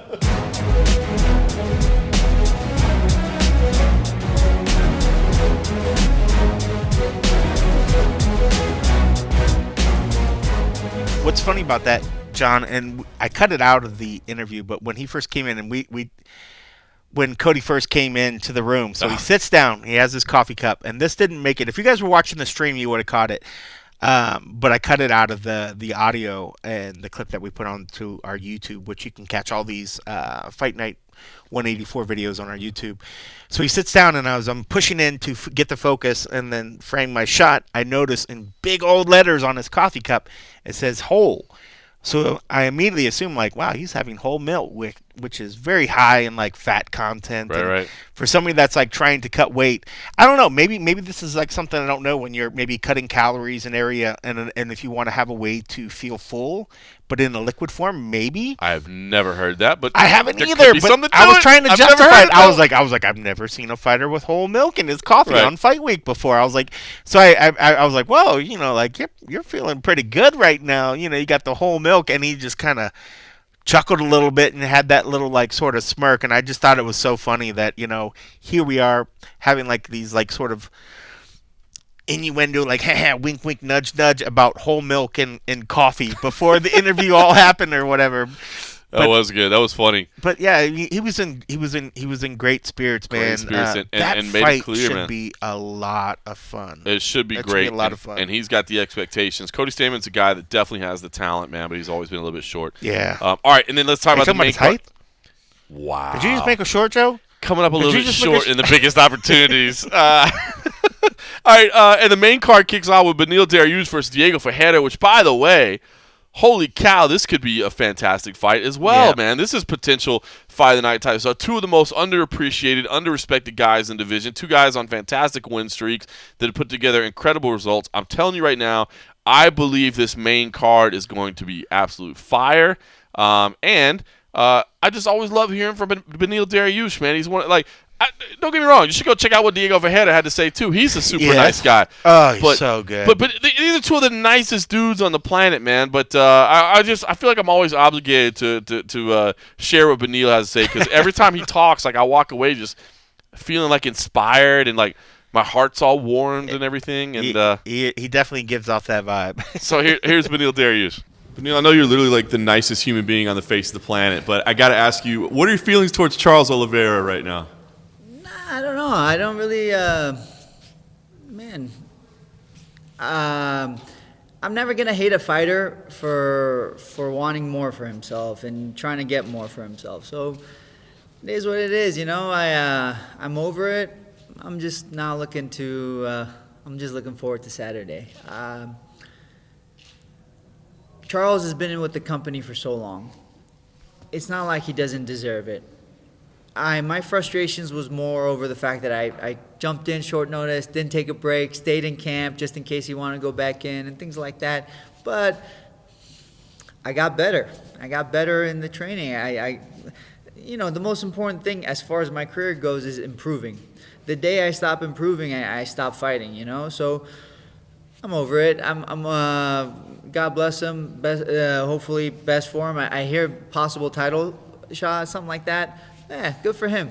Great. I'll be seeing them all soon. I like it. Was there any disappointment, I guess, that they couldn't find somebody else for you before now? Yeah, kind of. So I was August 7th I fought. I can't remember. And August 8th, I got a text message from Sean Shelby. My phone was being weird, so I didn't actually get the text till later on. But I got a text from Sean saying, hey, possibly fighting Charles. And Ali called me, my manager, and I said, yes, let's go, So from August all the way to today, no vacations, no breaks. I've been just training, and it's been 2-a-days and sprints and all that good stuff. So I would have liked to fight earlier, but I'm not complaining. Yeah. At least you got a fight now, right? So the chance. What did you think? I mean, the rematch. I mean, it seemed kind of a weird fight to put together, but at the same time, you guys are both, kind of climbing your way up. So I think it makes sense in terms of seeing who's the best in the world. He's on a streak. I'm on a streak.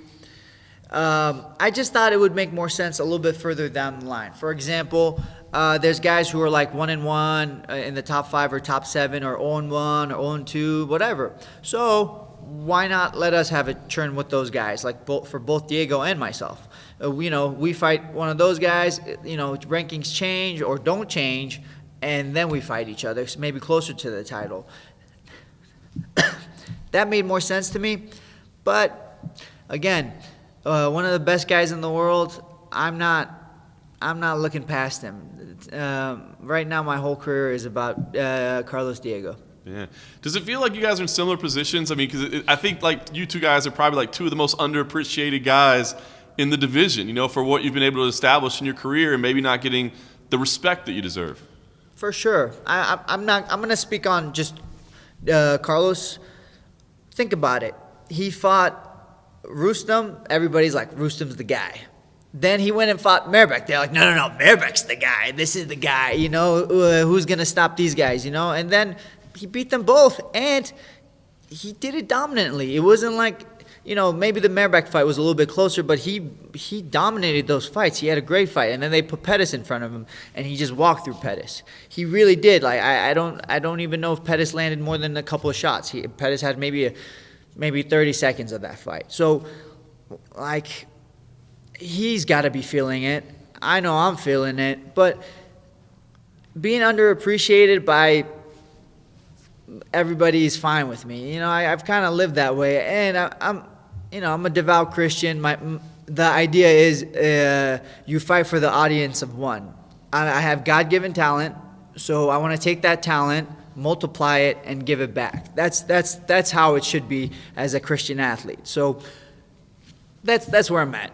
Is it ever hard for you to stay true to that? Because you see, maybe if I try to talk a little trash or something, I'm a hypocrite. I mean, I'm not perfect. I'm a hypocrite, man. Because I say that right now, but I've had so many thoughts of I'm just gonna call this guy out and say this and this and this because I'm so pissed right now, or this and so I'm telling you what I should be, but I'm also a hypocrite. I'm not perfect, man. I have that feeling all the time. There's times where when Charles pulled out and I kept seeing him call out Tony Ferguson, I was getting so frustrated. I was like, dude, you're saying you have this issue, but then you want to fight Tony. And, again, for me, it always goes back. Pick up your dang Bible and start reading it so you understand what you're made for, what your purpose is. And it's not to go after people because they didn't give you attention. That's not my purpose. I have a purpose. I have a God-given path, and that's what I want to be on. So that's where I'm at. That's awesome. As far as the matchup itself, I mean, tactically, you guys have both changed quite a bit, I imagine. But is there any kind of mental edge or something going in there against a guy you've fought before? I feel like the mental edge would be for him because, like, he wants – this is an opportunity. This is a win-win situation for him, you know? I think, but who knows? For me, I do not want to go 1-1. I mean it. Like, one of the biggest motivators, and sometimes I think it's a stupid motivator, but one of the biggest motivators, I don't want to be 1-1 with him. I want to make sure everybody knows I'm the most dominant guy. Like, this fight should have never been booked. That's, you know, I want Sean Shelby to be like, man, I screwed up. I shouldn't have booked this fight. This was a mismatch. That's how I want it to be. I want them to be like, crap, we just need to put this guy for the title. Like, everything is a mismatch. That's my mindset. And you think you collect a bonus here and put it toward the social project? Is that the plan? Listen, I'm not trying to go out there and be a bonus machine. I'm telling you guys this now. It's just happening. It really is. Like, earlier somebody asked me, like, oh, game plan, blah, blah, blah. I was like, dude, I'm a grappler. I am. I know I can strike. Yes, I can. But, like, grappling is my first instinct. And whether it's Diego, Charles, Habib, doesn't matter. You will see me engage in grappling. You will see me looking for the takedown. But for some reason, lately it's been like, all right, it's not working. Maybe try the hands. Oh, okay, it worked. Cool. It's been like that, but there's no secret to me. I'm as simple as they get. ABC. It starts with grappling for me. Nice. Last thing for me. I mean, obviously, this is you're like you said, you're all focused on this. But do you have goals for this year? Like where you want to see your career be? Okay, so a little bit tricky for me. I want to fight now. And my wife's pregnant. We're 19 weeks. I would say we're halfway. I think we're halfway. We're halfway there. So my baby comes in June. You won't see me for a while. I'm going to be spending some time with my daughter. So April or May is ideal. That's my goal. And as far as what I'm going to get or like the title shot, I could care less. I know Max Holloway had to go 10-0. He had to win 10 fights in a row to get it. So I'm not going to sit here and complain. I've seen what other fighters have gone through. So I just don't like to make myself the victim. It's not a good mentality. So you said April for the next fight, roughly, and then we won't see you fight again until next year? I would like to fight 3 times this year. So I would like to go either late April or mid-May. Yeah, mid-May. A little scary mid-May. And then maybe like end of the year. I would like to fight November or December. And this is all, man makes plans, but God lays down the foundation. God lays down the steps. So if God willing, it works out, cool. But if not, maybe I just fight 2 times this year or once this year. We'll see. I'm not too worried about it. The way I've been training, I have a feeling I'm going to fight a lot this year because, man, I didn't even have a break, and I enjoyed my not break, whatever that was. I enjoyed going straight from fighting Scott back into sprints, which was really weird. But right now I'm surrounded by so many good guys, and it just helps. You said that you've been training constantly since basically August and doing 2-a-days and whatnot. Are you worried about burnout? That's what I was worried about. Yeah, I was genuinely worried about that. Like, it's a real thing, I've had it before, but lately it's been the opposite, man. Lately it's been the opposite. I woke up doing 2-a-days waiting for Charles, and I didn't get Charles, so everybody's like, oh, you must be bummed that you got Diego, the guy. I was like, no, I'm actually pretty, I don't know what it is, man, but I'm on fire, and I thank the Lord for it, I can't wait to fight. It's weird because normally fight week, I'm cutting weight, my mouth is dry, I can barely speak, but today I'm feeling good. I can talk about it. I want to just fight. Like, I just want Saturday to come. And normally it's not like that for me. I'll be honest with you guys. I'm not the kind of guy who's just like, oh, I'm not scared. I'm terrified. I'm terrified of every day when it comes to fight week because there's so much emotions in it. But for some reason, I'm still terrified, but I have an easier time overcoming that fear lately. So I'm just really, really excited for Saturday. Are you more terrified about fighting or having a kid? Shoot, I think my kid. I'm gonna have a girl, and they say girls with their daddy, they just take over. So she's gonna be a daddy's girl, and I'm gonna get wrapped around. She's gonna wrap me around her fingers or whatever they say. So I think that's my biggest fear. How do I keep my child disciplined, but at the same time, make sure she knows she's loved.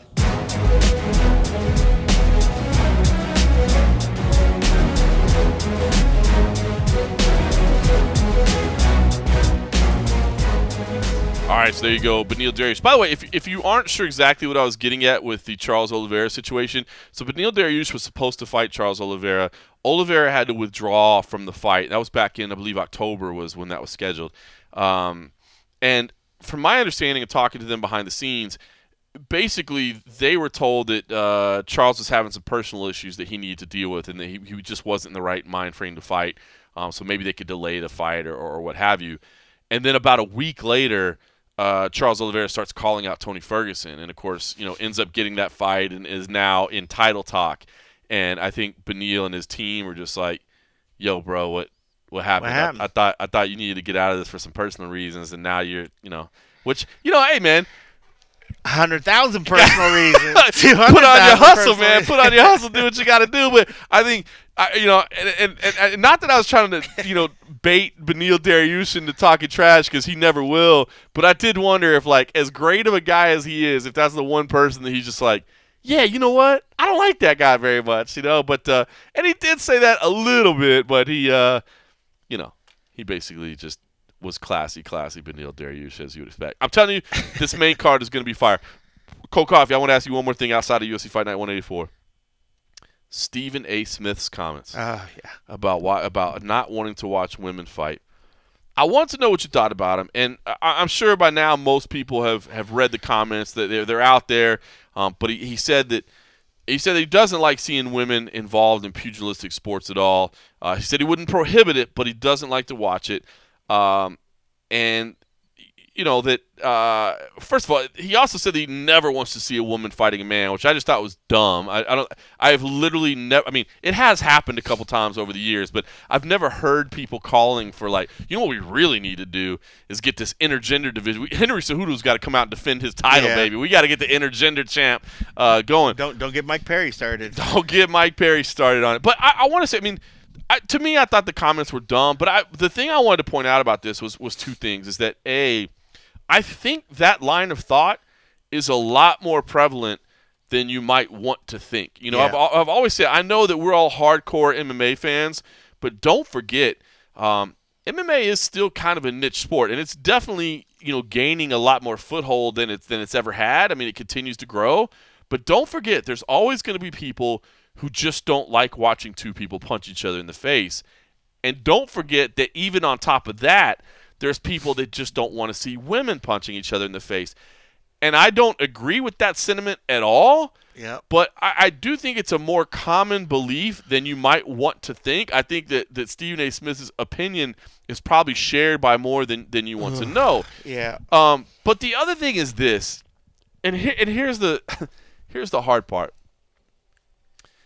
There's a big part of me that believes we shouldn't even address it. We shouldn't even acknowledge it. And I know it's on MMA Junkie. And I know why it's on MMA Junkie. I didn't particularly write it. I'm not faulting the person that did write it. It got a lot of. It's one of our most viewed stories. So it's one of those huge, kind of, I don't want to say moral debates, but yeah, a big part of me just wishes nobody cared. Like, why do we care what Stephen A. Smith has to say? Why do any of us in MMA care what Stephen A. Smith has to say? But I can tell you that when we write about it, it's one of the most trafficked pieces in MMA, and we do have bills to pay. We do have, we're not clickbait, but when we know that something is going to be discussed, we put it up on the site. And a big part of me says I wish we wouldn't, but I completely understand why we should. So I don't know. I want to get your thoughts because, A, I think that Stephen A. Smith's comments and his opinion are probably more prevalent in society than we think, but B, I kind of think we just shouldn't give two shits at all what he has to say. And we really, really shouldn't. But one, this is a guy that even the UFC has used him for voiceover stuff. Well, that is true. So he that is true. Unfortunately, even though he is an ESPN personality, he has been tied to the sport by the organization itself. So it's hard to completely just ignore him because he does get used from time to time. That's actually a really good point. He is a spokesman for the spokesman in the sense that he is a representative. Maybe that's a better choice of words by being an employee of ESPN. He's one of their biggest talking heads, right? He's one of the faces. One of their biggest, most influential talking heads. So you have to sort of address it. And you're right, but when it comes down to it, there's a lot of people out there that, don't think women should have control of their own bodies. There's one that think women probably shouldn't make the same amount of money that men make as well. Right. There's a lot of people that think that women are fragile, that they're not free thinkers, that women need to be provided for, that they need to be taken care of, and can't possibly sustain themselves all on their own. All those thoughts are wrong. All those thoughts are completely asinine. Yes. So the fact of thinking that there is maybe, and it just sucks because it's weird because, like you said, I think the thought is out there that a lot of people think that women should fight because these are the same people that aren't willing to put women, take them off, not say put them on a pedestal, take them down. They are people. They are people just like you and me. They are equally as capable of doing all the other things. If they want to fight, they want to do this, they want to have thoughts and phrases like, because I don't want somebody telling me what I need to do. Hell no. About what I'm gonna do for a career, whatever. And that's the same thing for them. I mean, what makes you think that you could tell them? Because even if you grew up in a household where they're like, respect your mother, and your mother is this and that, and blah blah blah blah blah blah blah. That's all good, but that doesn't translate you to try to say, a woman can't fight if she wants to do it. That's like saying a woman can't. You can have a job, okay, but you can't choose this occupation because it doesn't make me comfortable. I'm not comfortable in myself watching you have this occupation. Well, that's a great way to put it. Even outside of fighting. That's a great way to put it. That is what this man is trying to tell. He's trying to tell a woman she can't have an occupation that she chooses to want to have. And it's completely asinine.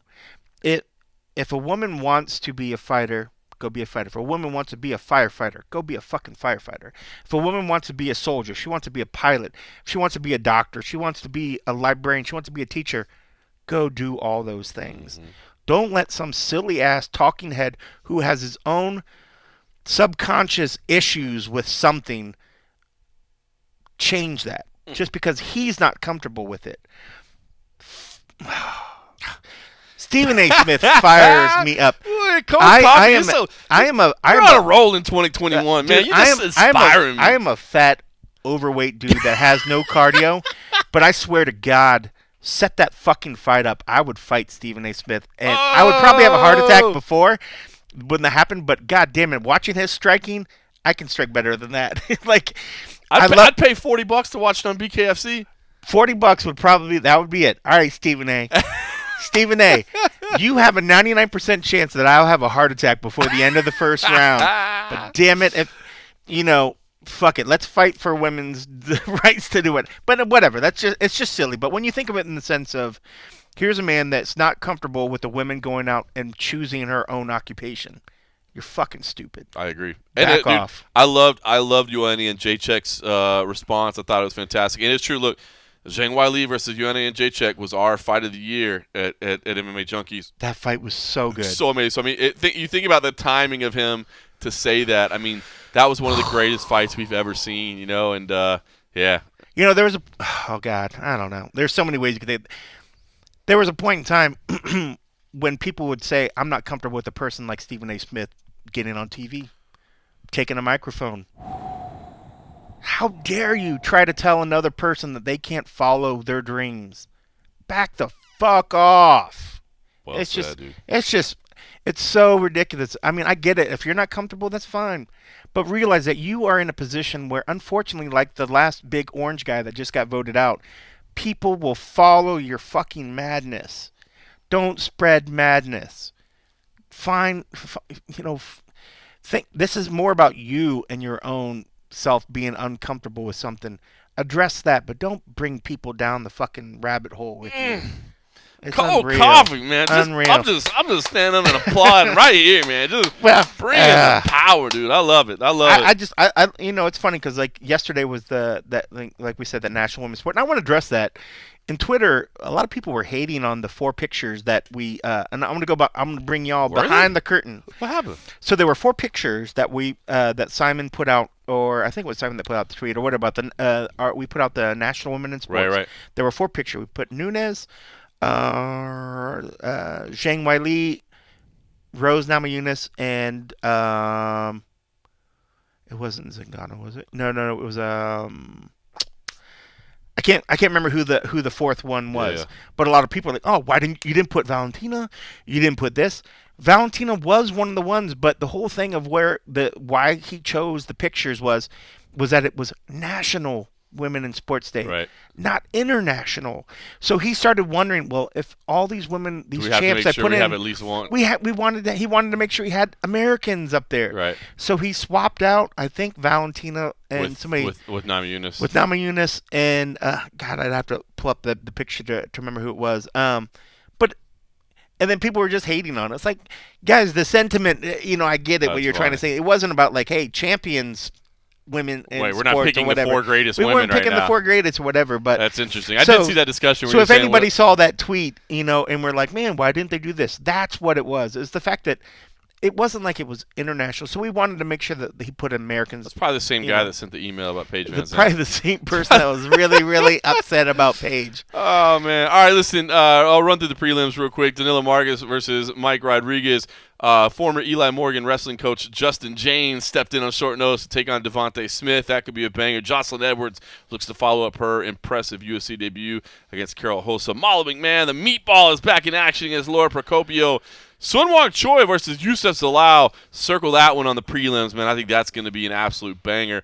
Martin Day steps in on short notice against Timur Valiev, who I still believe, even though he came up short last time out, Timur Valiev is a really talented guy. So I'm anxious to see if he can rebound from that. Then Ode Osborne versus Jerome Rivera kicks things off. It is UFC Fight Night 184. Cold Coffee will be there. I will be there. We will have full coverage at MMA Junkie. I will be inside the Apex. I'll be in the tent. You'll be in the media tent talking to all the winners all night long. I'll be out there at the very end. And, of course, afterwards, if you head on over to patreon.com/the MMA Roadshow, we'll have the and a half edition over there. We'll have you taken care of. So we look forward to talking about it all after the fights. In the meantime, thanks for listening.